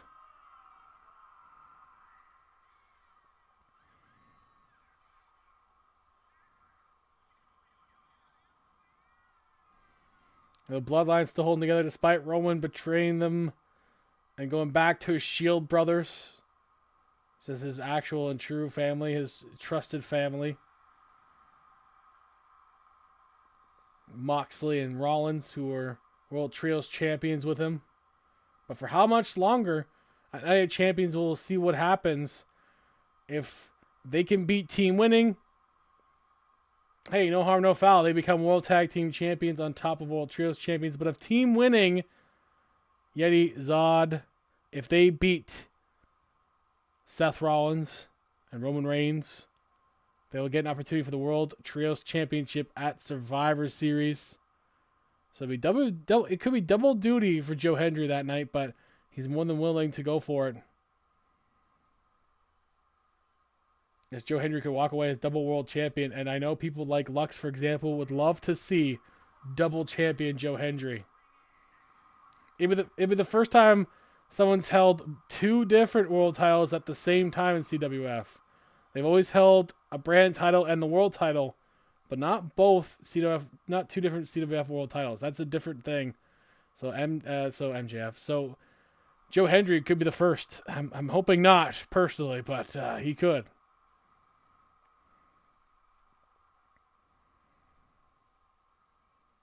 I'm sorry. I mean, I have to believe in him. Yeah. Maybe he will. Maybe he will do it. I gotta. Sorry, Lux. You're right. I'm sorry. No Joe Hendry. No Joe Hendry slander here. It's right. I lost my privileges when I lost at WrestleMania, and when I had to don that wig. I have to now completely go, yes, rah Joe Hendry. So and such.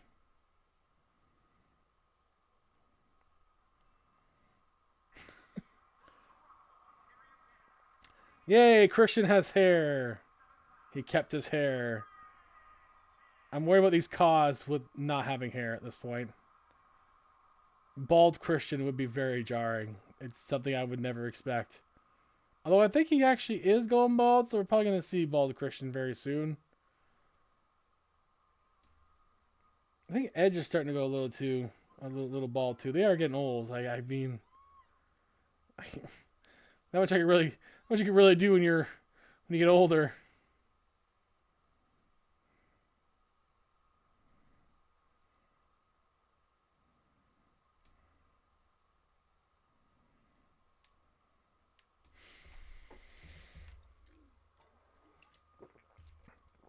Edge and Christian, former World Tag Team Champions. They lost to Team Winning at WrestleMania. Team Winning is the only two-time men's world champions.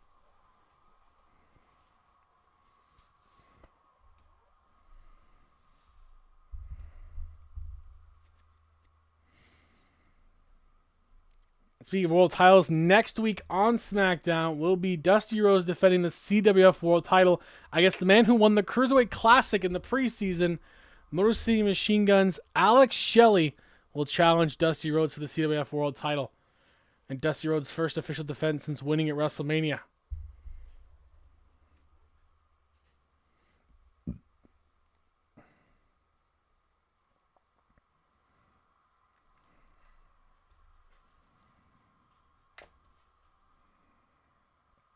Sarah wandering around again. Up and down the stairs. He's not from New Jersey. He's Orange Cassidy, okay? He's from wherever, weighing whatever. Okay, that's how it works here.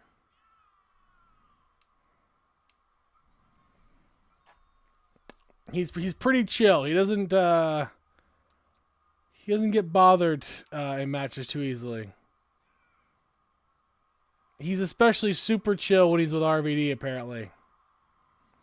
Actually, I heard a rumor that Orange Cassidy goes from being chilled and laid back to complete opposite with RVD, which is strange. But I think it's because Orange Cassidy already seems like he's baked on a good day.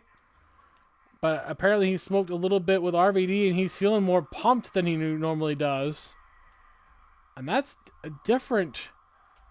That's just it hits him differently. Maybe it's because his brain is already the opposite.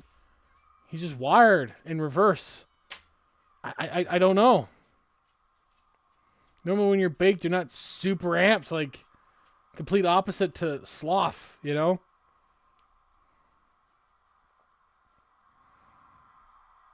Speaking of sloth, there is a slowpoke in the chat, not quite a sloth, but as effective. What do you want, Sarah? What are you doing? You're sniffing around. I have no treats. I have no balls down here either for you.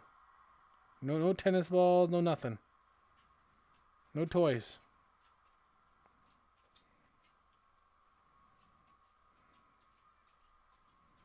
You should have brought your own toys down here. I don't have any.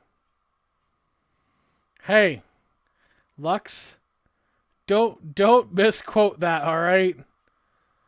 That is not what I meant. Not what I meant at all. I meant tennis balls. In fact, she's getting more irritated because I'm saying the word too much. So I'm going to stop saying the word.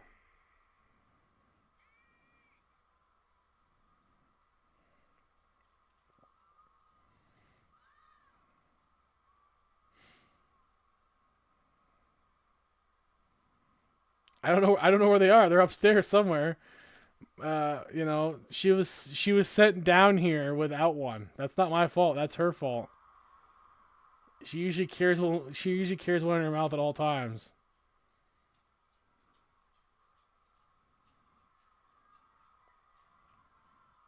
I don't even know what she wants. She's just wandering around the basement right now.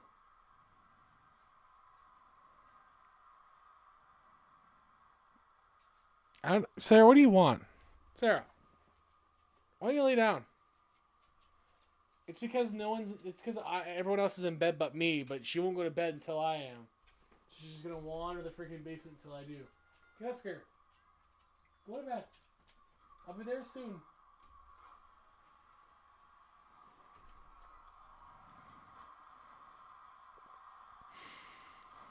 Our dog got his felt disc reindeer for Christmas.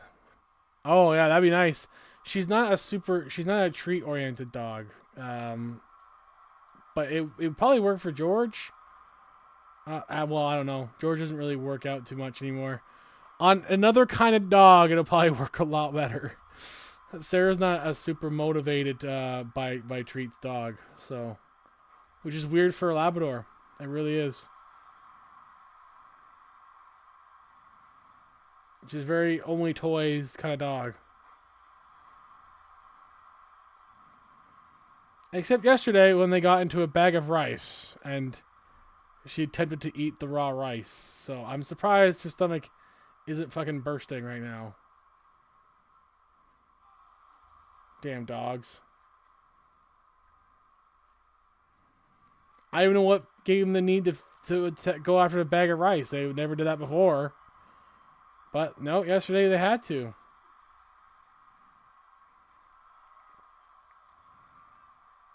At least you didn't barf in my bed, dog. That's a positive, I think. This winning team will face Owen and Bret for the tag team titles. I'm not sure exactly when the date's going to be, but I'm sure the SmackDown GM has a plan for when that happens. Right now, Finn Balor is in there with Jimmy Uso. Jey Uso attacking Orange Cassidy. I'm glad the game this year has them more distinct. Because Jimmy's usually red and Jay's usually blue. And they're twins, so they're normally hard to determine. Damian Priest in there, Edge in there. Finn Balor and Jimmy Uso. Priest leaving the ring, going after Orange Cassidy. It's one of each pretty much in the ring right now. Except for the Kings of Sloth style. Edge with a sleeper hold on Jimmy. Jimmy Uso, the jawbreaker on Edge.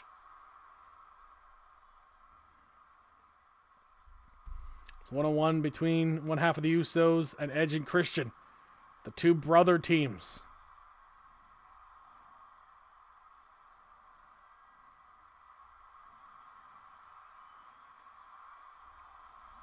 The stomping on Jimmy on the inside.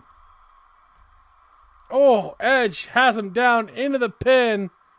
Remember, first pinfall or submission will win the match. Kick out by Jimmy Uso. Hasn't figured him out here yet. But it could be a matter of time. Ref in the good position here. Oh, Priest flying across the ring. Getting Edge. Here comes Christian to his aid. Christian going after Priest to help Edge.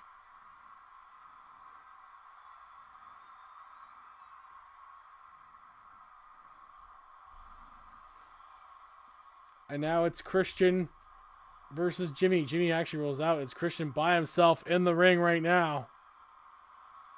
What's Orange Cassidy got going on down there?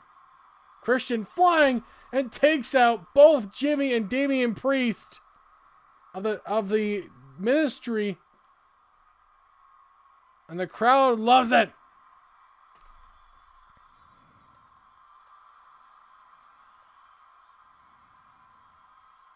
Now, Dan, I believe you need 5 stars for the rest of the night in order to get that free pack. Otherwise, it will be Monday Night Raw is Raw's pick.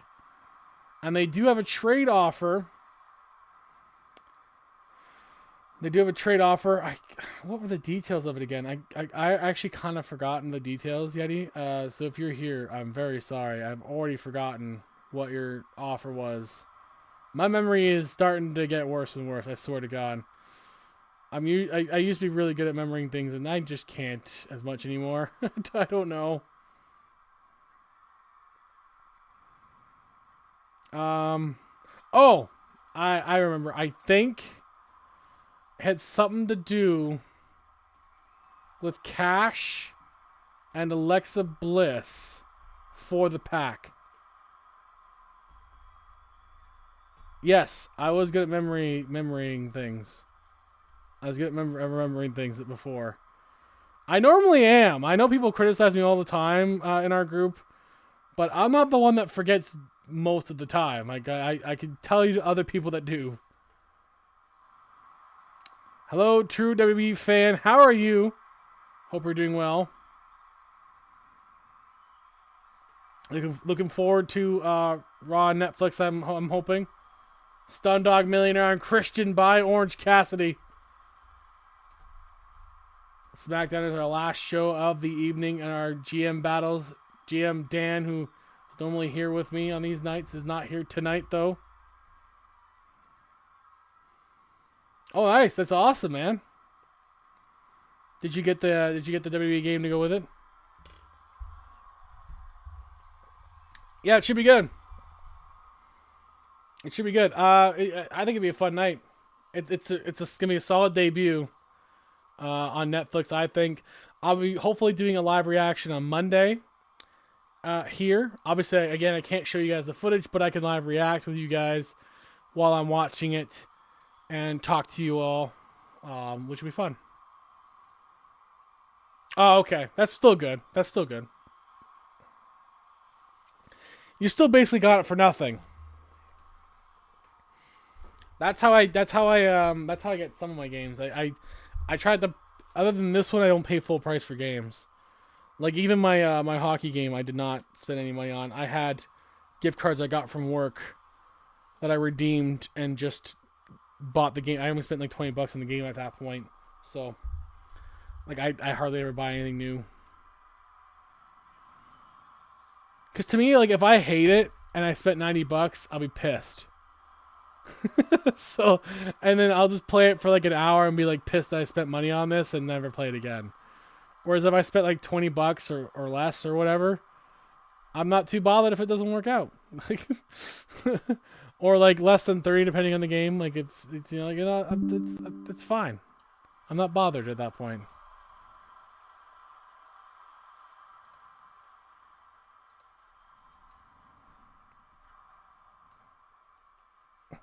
When you're a 90s kid, back in the day, $30 was the new time price, but, you know.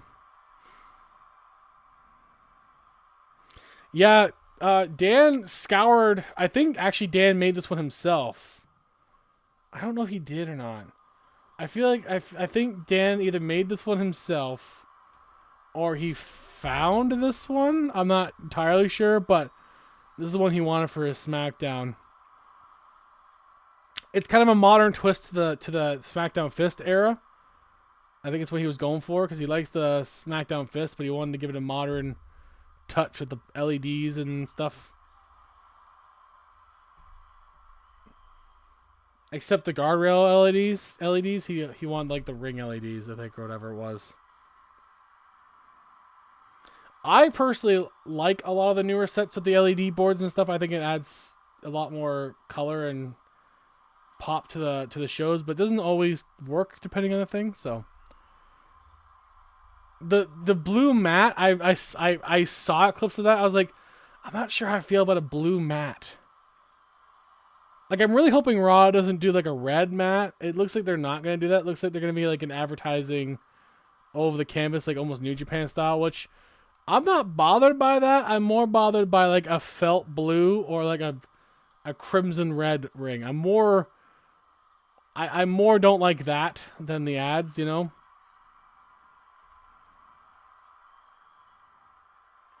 Not in this one. This one is different general managers are running different shows, and they compete against each other to see which GM does the best. So, like I said, my friend Dan runs SmackDown. They sign different talents, get them together, build the storylines, put promos together. Yeah, it's kind of like when you do like an NFL fantasy draft thing or like a basketball one or whatever. It's like that, and I don't play the game typically. I just let it play out like normal, and let the AI make the decisions. Basically, whatever happens, happens. So you're at the mercy of RNG too.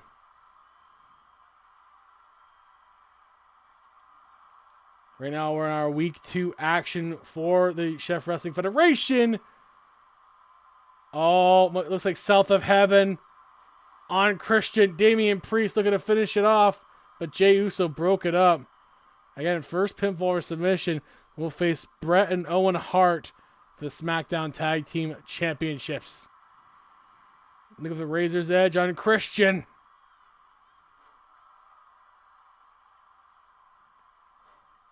Gets out of it, and it's a 5-star matchup. That's a great one for SmackDown. After this, CWF World Champion Dusty Rhodes will be in non-title action against Roman Reigns. And we'll see how that goes. And tonight, main event, thanks to the interruption by Stone Cold. Nice! Edge and Christian beat everybody else, and they will move on to face the Hart brothers. Canada versus Canada once again.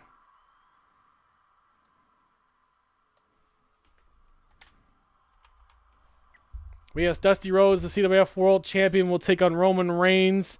And thanks to Stone Cold interrupting Bret Hart tonight, it'll be Stone Cold Steve Austin versus Bret the Hitman Hart in the main event. And we still have Gunther versus the Great Muta. Those are our last few matches of the night. Let's get to the next one, though. CWF World Champion Dusty Rhodes against Roman Reigns. Dusty won at WrestleMania. He beat the odds against Shawn Michaels, against Jon Moxley. Raw actually is an all-women's show. They decided to draft only women and only sign women. So they're a women's focused show. NXT, AEW, ECW, and SmackDown. Some of the shows will change up. The GMs also get to pick what shows they want. So last season we actually had a Ring of Honor show.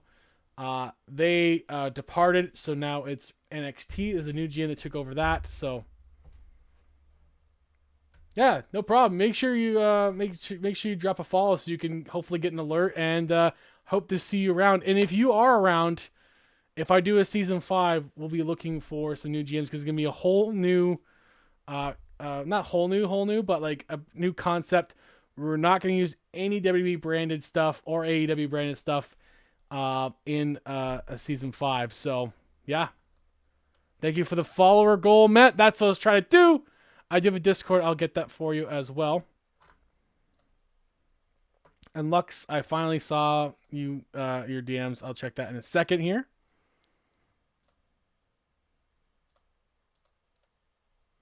And like I said, I am going to be doing... Oh, that's not the right one. What the fuck?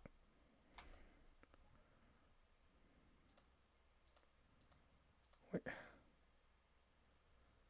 Thank you. Thank you, Ken. Why can't I get the link? God damn it. Dummy, yeah. Yeah. Dummy, yeah. Yeah. Yeah. Dummy, yeah. Yeah. I can't.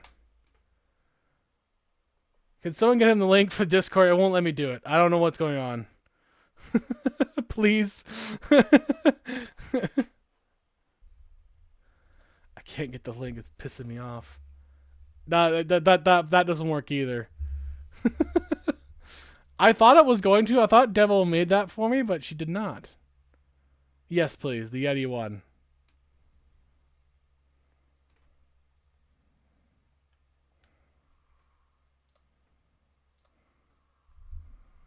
As we get the other match going here. I normally try to do it. I try to stick to a schedule. It doesn't always work out. But I'll be trying to do it at least Tuesdays and Wednesdays because I'm off those days. Sometimes like a Sunday and Monday, like Sunday now. But anywhere between Saturday to Wednesday, roughly. I don't normally stream on like a Friday or a Thursday, but it does vary because I work full time. Unfortunately, I try to stick to a schedule, but it doesn't always work out for me. So I wish I could stick to a schedule more often. It's just it doesn't work when I try to every time. Especially lately, we've had weather problems too, so like snow and shit. So thank you, appreciate it. So yeah, when you're in there, you'll at least know when we're on, roughly.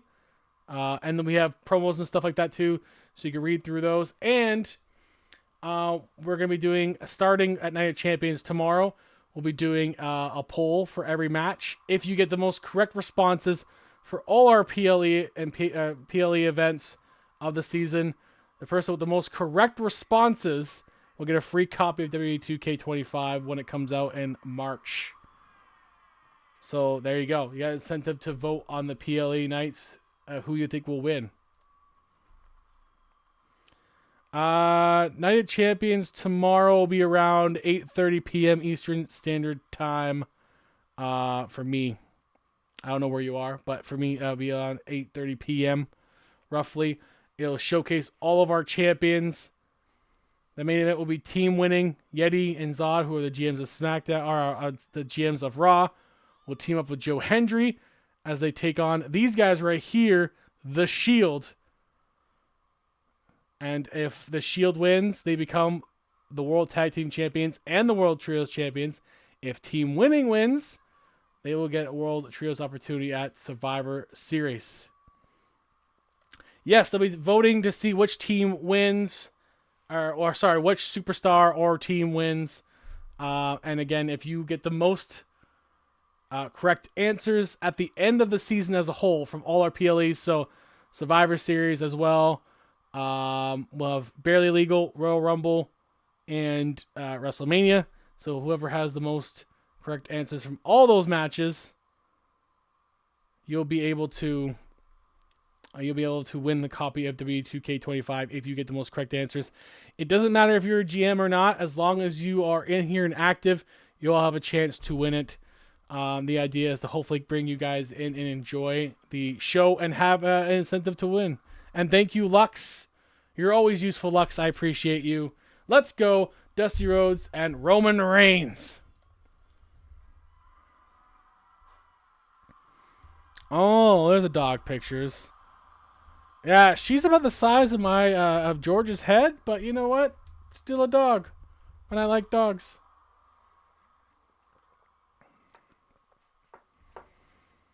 Yeah, you know what? I don't blame you there. So I'm guessing. I'm guessing you want him to beat Solo tomorrow. But you know, I have a feeling that it's possible that Solo wins, but I don't think it's going to be the case.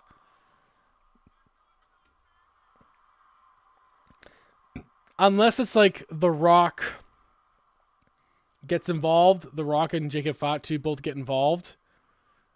That way I can kind of see Roman getting screwed over, but then I think Jimmy and Jay Jimmy J and Sammy will probably get involved as well. So like I feel like it'll probably end, but we'll see. You know, he still fights it for years. Like he fought it twice as it is now, and yeah, Roman's pretty tough for it. You know,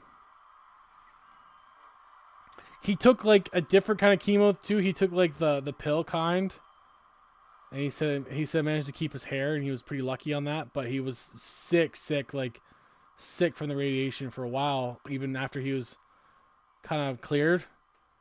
And plus it was the pandemic era too, so he wasn't there most of that too, because he was autoimmune. Like his immune system was obviously exposed at that point. So yeah, Eddie, Roman, Foley, and you know what? I like that. Mick Foley doesn't get enough credit, I think, at times. We did have Shawn Michaels earlier. Shawn Michaels and Triple H beat Logan Paul and MJF tonight. But yeah, no, I don't think Mick Foley gets enough credit. A lot of people love Mick Foley, though. Eddie Guerrero, one of the saddest moments for me was like hearing Eddie Guerrero's passing was such a sad moment. Oh, nice dodge with Superman punch by Dusty. I was at like a tutoring session after school because I needed some extra work for math at the time. It was years ago. It was 2006. I think it was like...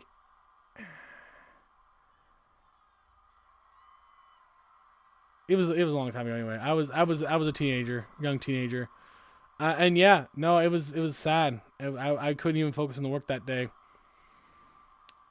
But Foley, yeah, probably the toughest guy ever to enter a ring. He had no business doing what he did to himself, but he did it anyway. And yeah, nicest guy. He's a best-selling children's author, which, what? You know? Yeah, Yeti was like super young. He was only like 36, 37. Like, just tragic. Yeah, not even 40. May have been 38, but not even 40 yet, you know? And it's just, yeah, it's just sad. Oh, he almost got Dusty on the count out, but he gets back in. The champion knew the count. Roman still staying competitive to Dusty Rhodes, though. A big dog. Literally left his family to go back to what he said was his real, true, and loyal family, the Hounds of Justice, and Rollins and Moxley, the World Trios champions, with Roman. I don't know why they didn't come out with the championship, but whatever. I don't know. Wind up. Oh, uppercut by Dusty.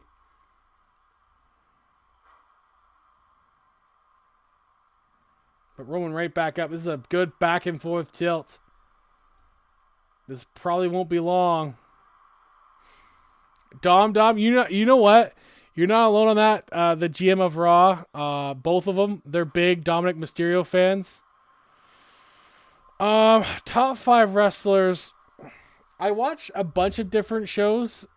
So I have like an eclectic variation, but if I had to go with the WWE guys, it would probably be, I like Seth's work right now. Spear on Dusty by Roman. So I would definitely put Seth there for me too. Seth Rollins, Drew McIntyre, and a win by Roman. He may get a shot if Dusty can get past Alex Shelley, he'll get a shot. But yeah, Seth, Drew McIntyre because he had a good year in 2024.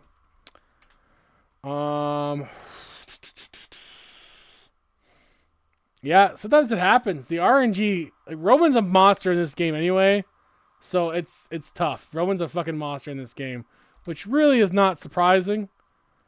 But that also means Monday Night Raw wins the player pack, which means they win a superstar for free without paying a thing for it. That means they open this pack.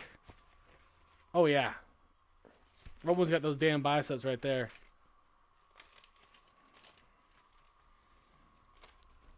So these packs have 4 competitors. You pick one. The other 3 go to free agency for anyone else to sign. These packs are the Meat Planets pack. So these are 4 competitors that are basic. They're so gigantic they could have their own gravitational pull. That could be musculature, or they could just be fat. Who knows? Leave that for you guys to figure that one out. Casting Darkness. These are competitors that tend to compete on the darker side of wrestling at times. Not hardcore necessarily, but on the darker side of things. Or their look could be related to their look as well. Or Fight for Fighting. These competitors are known for a distinctive fighting style to how they compete. So, yeah. And 2 of those packs have guaranteed 1 women's wrestler in it. So that's good for Monday Night Raw. Because, again, they're the women's brand. So, I have the 2, Drew and Seth. Ooh, probably Gunther. But his title reign hasn't been, like, as significant as I would like. But it's not his fault booking-wise on that. But Gunther, otherwise, has been solid there. And his promos are still pretty phenomenal. So, I got to give him credit for that. And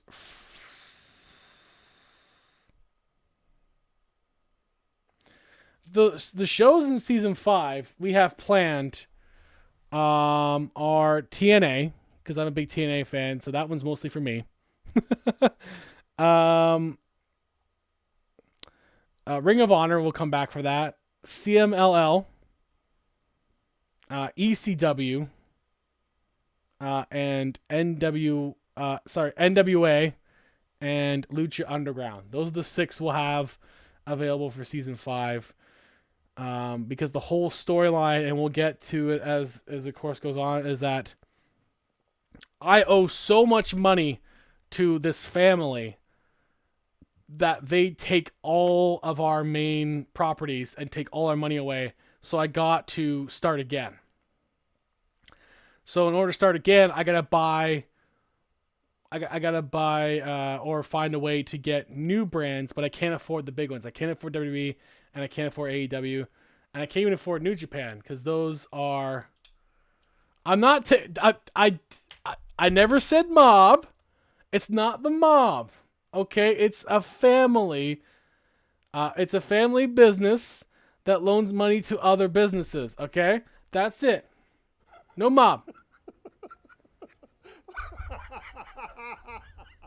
Pulling it off. You're crazy! How did you pull this off? Pulling it off is actually more difficult than you imagine. But yeah, I know two people in particular have a lot of plans that they get Lucha Underground.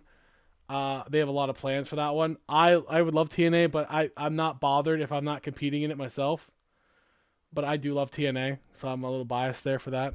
That was in high school, they were the prime show at the time. Two more competitors in my top 5 right now. By the way, it's Great Muta versus Gunther coming up next. For WWE, I actually really like Braun Breaker.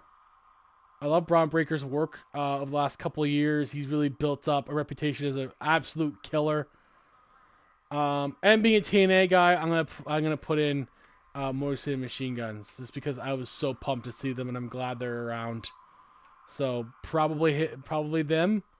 I do like Cody, but again, his title reign hasn't been as significant as it. I like the Kevin Owens stuff though, and that could get a lot better, I think, for me on that. But yeah, Braun Breaker, and probably I'll put Motor City Machine Guns together in one package there. Overall, I also really like the work of Swerve Strickland and Will Ospreay. They've both been phenomenal in-ring competitors. Those guys are two of the most appealing people outside WWE right now. Especially Ospreay, who will go to UK, who will go to New Japan. He'll light it up, do some really good storytelling there with Kyle Fletcher. I'm hoping the stuff with Kenny Omega works out. I do love Kenny Omega before he got hurt and got sick. He's got a good storyline going with Gabe Kidd right now, so I'm pumped to see how that works out. The show is on right now, and I have to watch it tomorrow probably. But yeah, I appreciate we all love out of character, because I'm supposed to actually hate Joe Hendry, but out of character, I love Joe Hendry and TNA. So, and I like the work of Nick Nemeth in TNA right now too.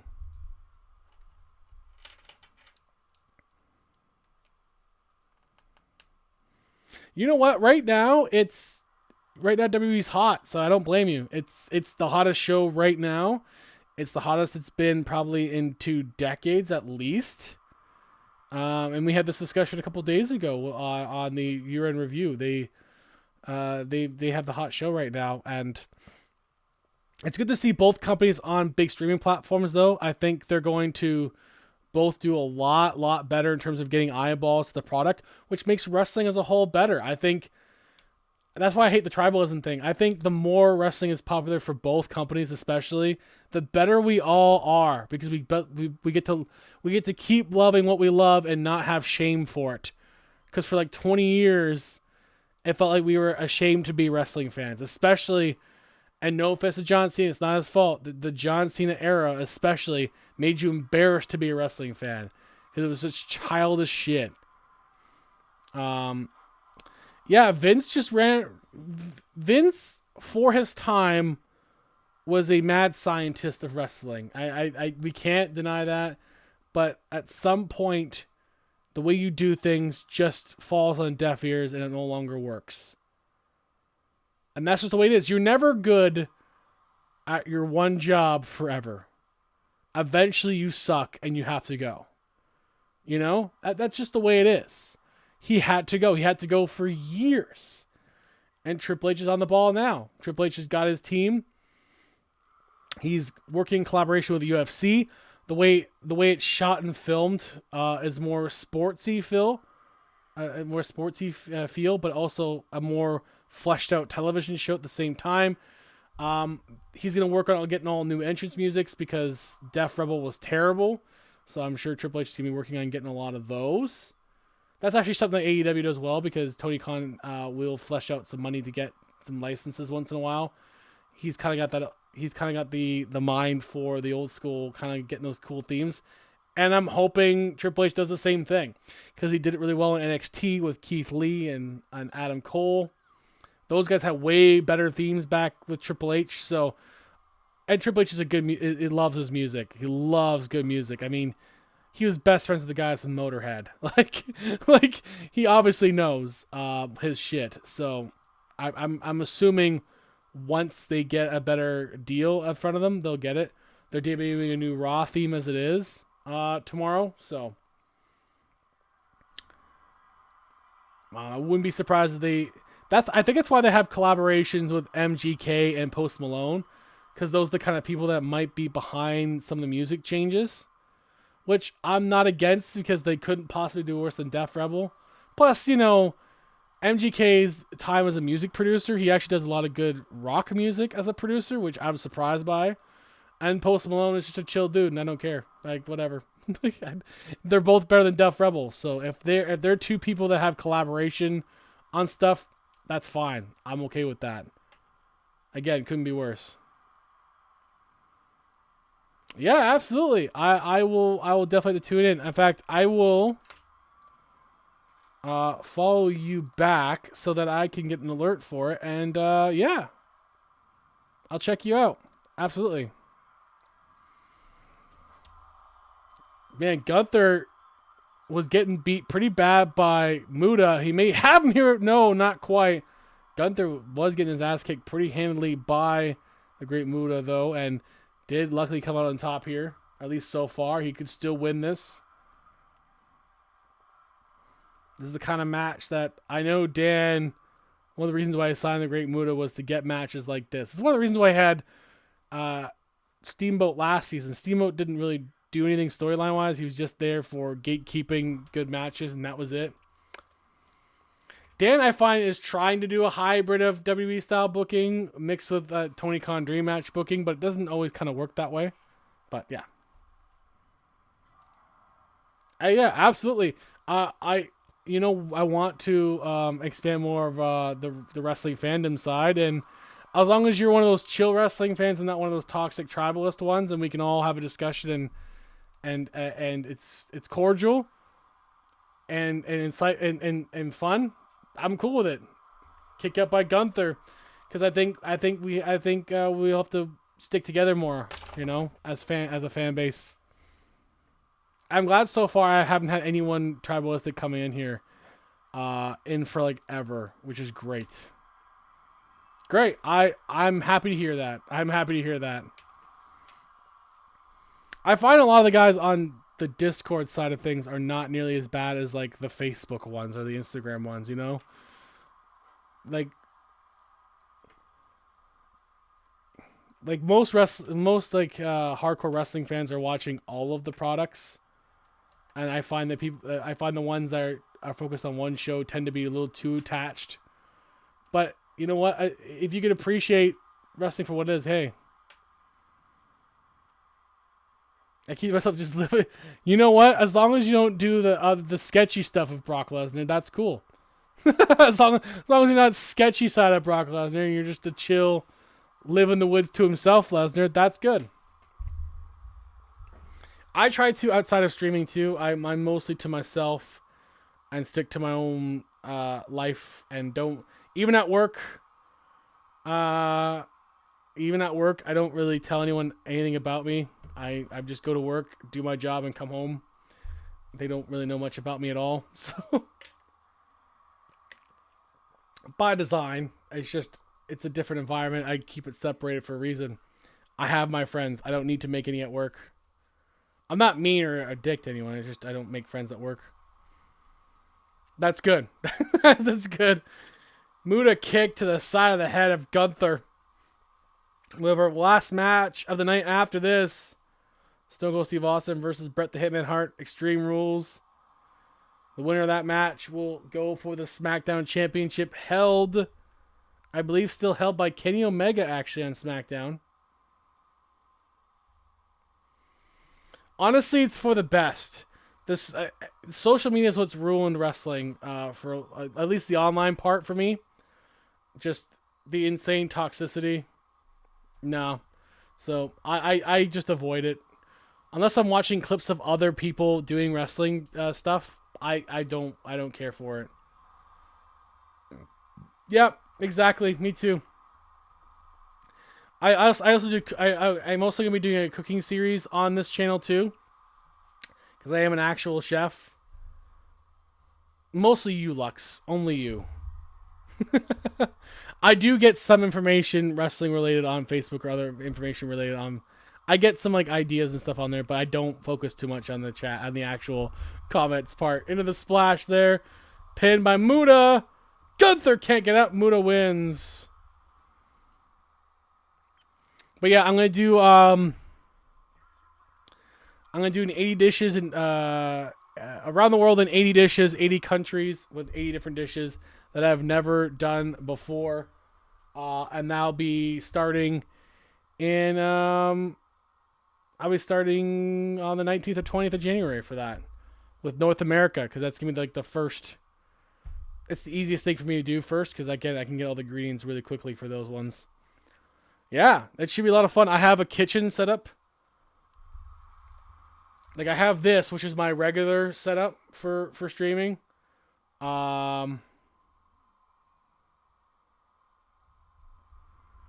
Disclaimer, he's not really the red flag I'm making. Oh. Lux, we didn't discuss making out, alright? We didn't discuss this. But yeah, the only thing I gotta do for this part of the office is a backdrop here. But this is my main office part. And then on the other side of this wall. God! No! God, please, no! No! On the other side of the wall I have here, there's a kitchen set up, so they're all next to each other. And yeah, that's what we did in the cooking. So that should be fun. I have lapel mics coming in hopefully soon, and another camera, which will be good. But yes, we got our final match of the night coming up. Good win for. Yeah, it's okay. No, We're not. We don't have to acknowledge those were gifts, okay? I can't not put gifts up, Lux, okay? I in no way spent money on those, okay? Glorious. It is one of the best entrance music themes of all time. Like, it's too bad his back gave out on him because he was awesome. I'm not getting a Harley. No. I'm not getting that comic, Lux. That is not. No. No. Bad. It's disgusting and I am not interested. Fuck that. I'm losing my voice. Stone Cold Steve Austin versus Bret Hart. Let's go. God damn it. Men's and Women's Rumble. Oh.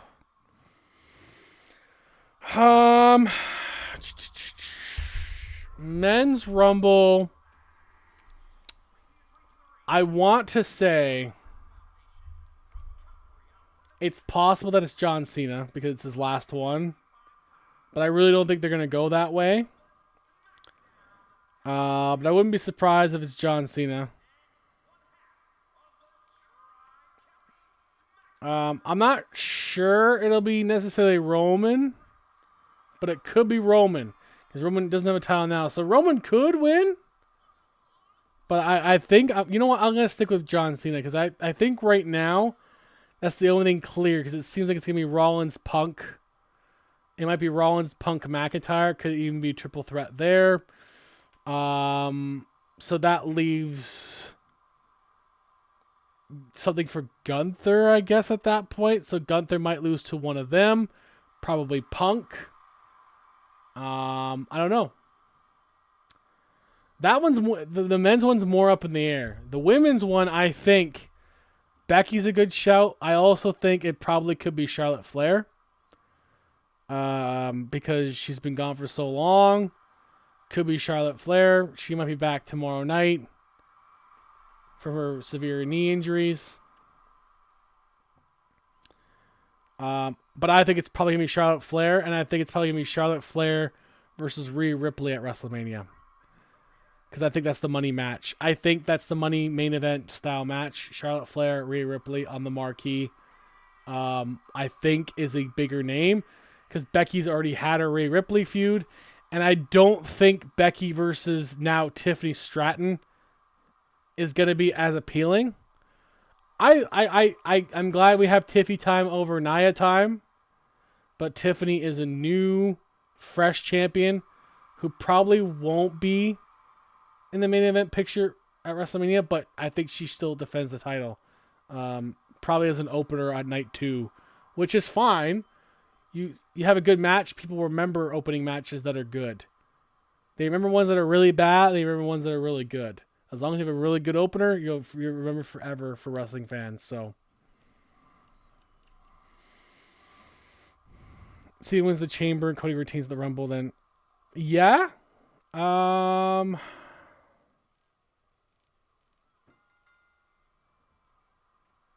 yeah, it's possible that they do because. Yeah, I feel like they're going to do more impactful stuff on Netflix just because it's not a weekly episodic show anymore. It's more like a big movie every week kind of thing. So I can kind of, they're going to have a different writing style for Netflix. So I could see that. Cena Roman for the title. Maybe. I still think they're going to somehow get us The Rock versus Roman at WrestleMania. So Roman could win the championship back and then face Roman. But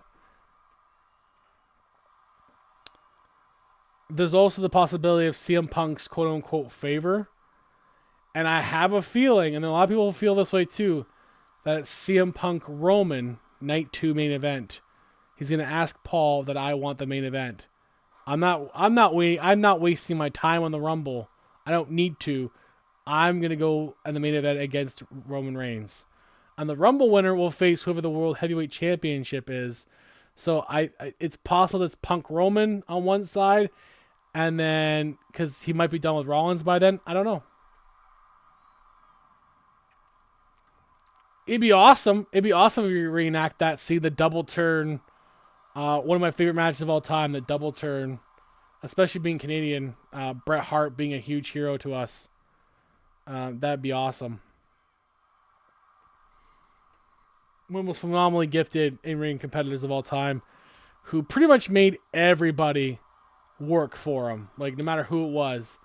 And when you gave him a good dance partner like Stone Cold, it was even better. In the pin by Bret Hart on Stone Cold, kick out there. But this is a heel Bret. This is a different Bret than we're normally seeing in the past. He's a very different Bret.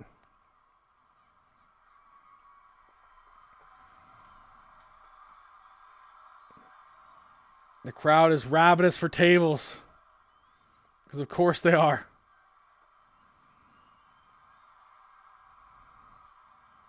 Oh God.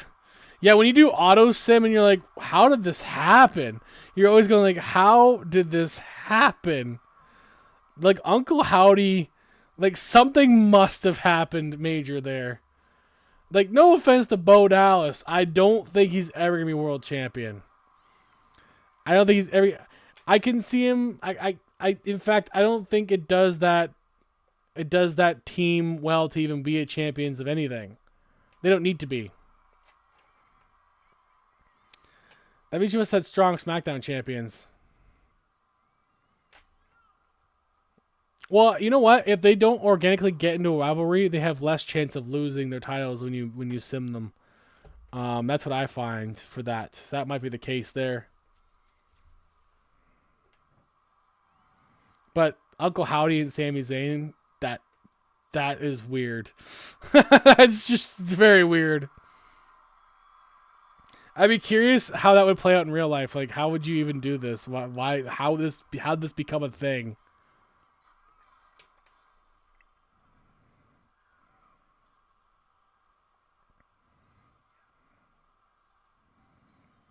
Win it back? Yeah, honestly, I would try to have Sammy win it back at that point, because you don't want to be stuck with it. To be fair, we've had that on this show where it's like, how did I get stuck with this? Well, you made your bed and you're lying in it now. So, like, we've had Logan Paul become WWE champion. Look at it. Went through the guardrail. They are beating the hell out of each other right now. Into the pin.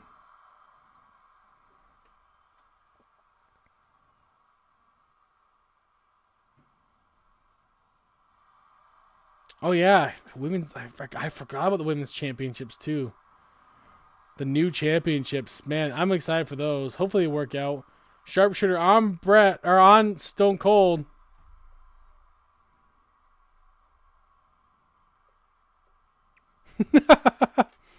No, Lux, I can't stop it because he is an active wrestler on the roster. Therefore, he's allowed to be drafted and picked up. Yuri protected him twice. Yuri wanted him on his roster twice. Yuri drafted him back in season 1. So he's had a for sure job in CWF since then. That is not my fault. That is Yuri. And now it's Dan's fault. He was scratched. He was kicked out. Oh, kick out by Bret. We had the reenactment a bit there. We did. It wasn't my fault. Snitsky, man. It was definitely Snitsky.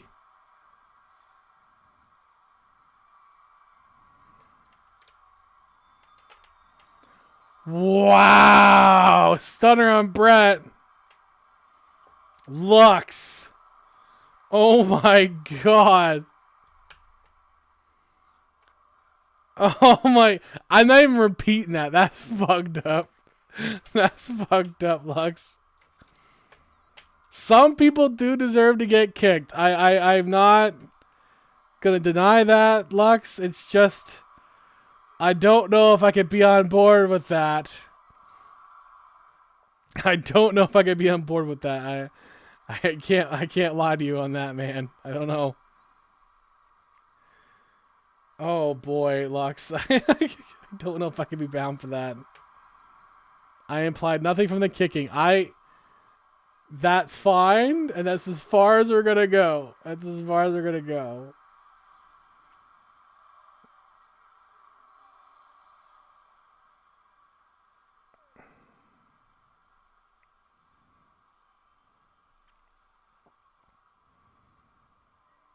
I implied nothing, she says. Full of shit, Lux.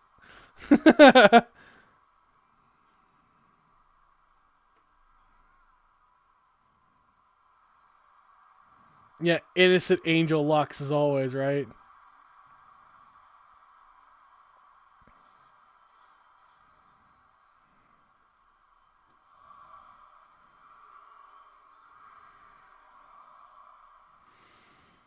My voice is done. My voice is done.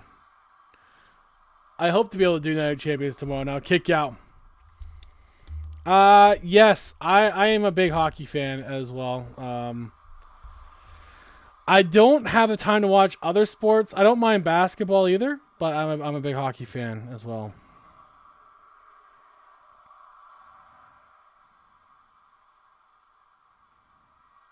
No, I'm not playing the looker. Lux, I gotta go to bed after this. I gotta go to bed after this. I can't. I'm sorry. The Capitals and the Sharks. Those are, being Ontarian, he's gonna get the goal record. He's gonna get the goal record for sure. He's gonna get, no, because I don't do a boot in ace until just now. I'm not that stereotypical.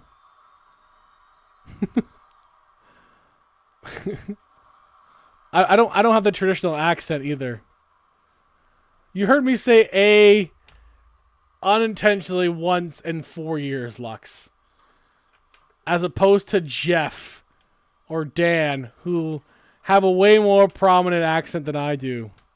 My accent's very distinctively not as Canadian as most. Hey, phrasing! It's true.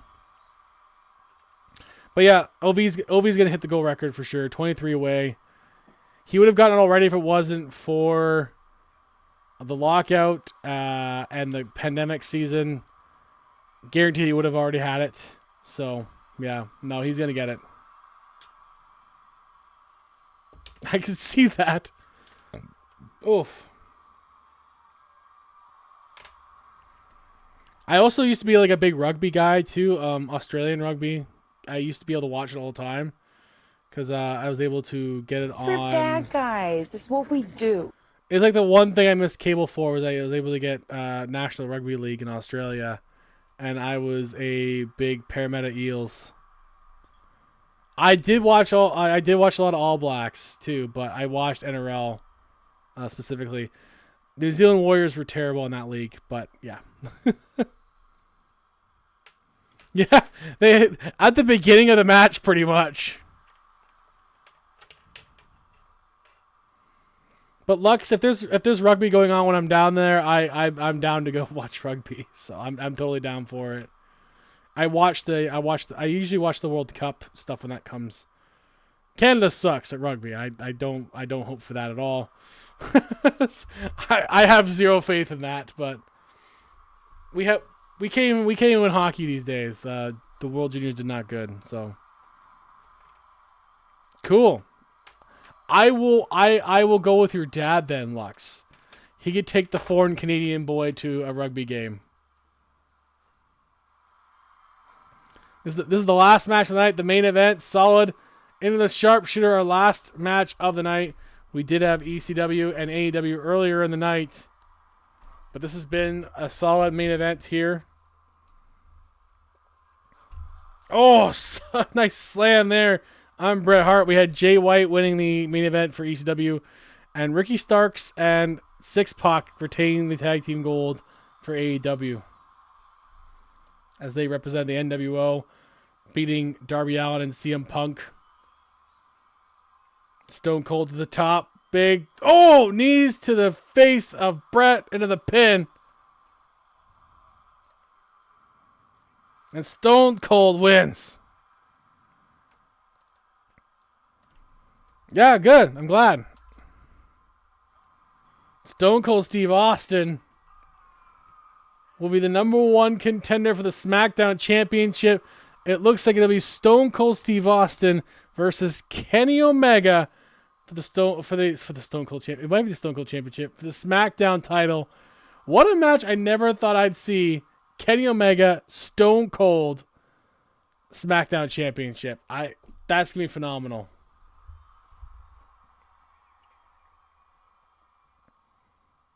Yeah, one of the greatest superstars to ever enter a WWE ring versus one of the greatest to never go to the WWE in Kenny Omega. Probably the greatest New Japan wrestler of all time in Kenny Omega.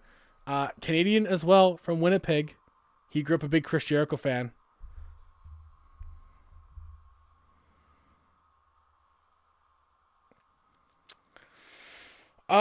Yes. Linda McMahon. She hasn't actually been in wrestling in a long time, and she'll pretty soon no longer be a McMahon. She is divorcing Vince, which is good for Linda. Linda is just a career politician. Yeah, go right ahead. You go ahead.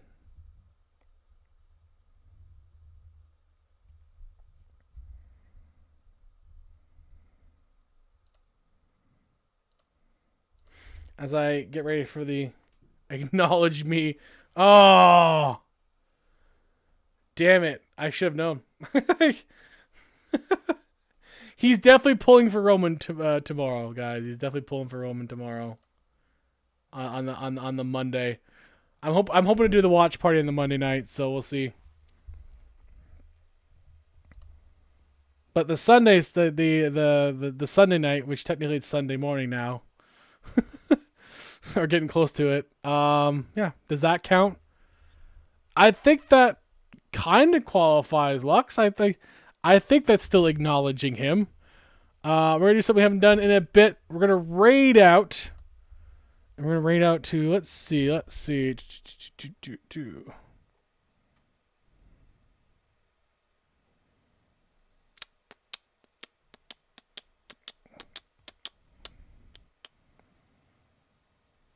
Let's go to Element, I think. We're going to Element. Yeah, we're going to go to Element Music. I haven't seen her in a while, actually, so there you go. She's currently playing the Texas Chainsaw Massacre game. She's mostly a horror gamer, but she does play other games as well. But is mostly horror-based or thriller-based kind of games. Dead by Daylight as well in there too, which is kind of, it's not really that scary, but it's popular. But yeah, she's usually pretty funny, so we're gonna go visit her. Yeah, I hope you guys have a good night, and I'll see you guys for the next couple days. Really, I mean, it counts. She still acknowledged you, so yes, I will see you guys tomorrow. Until then, have a good night. Yeah, she's usually pretty funny. It's unintentionally kind of funny, but she is an interesting person. We've had her on the podcast before. Anyways, guys, have a good night.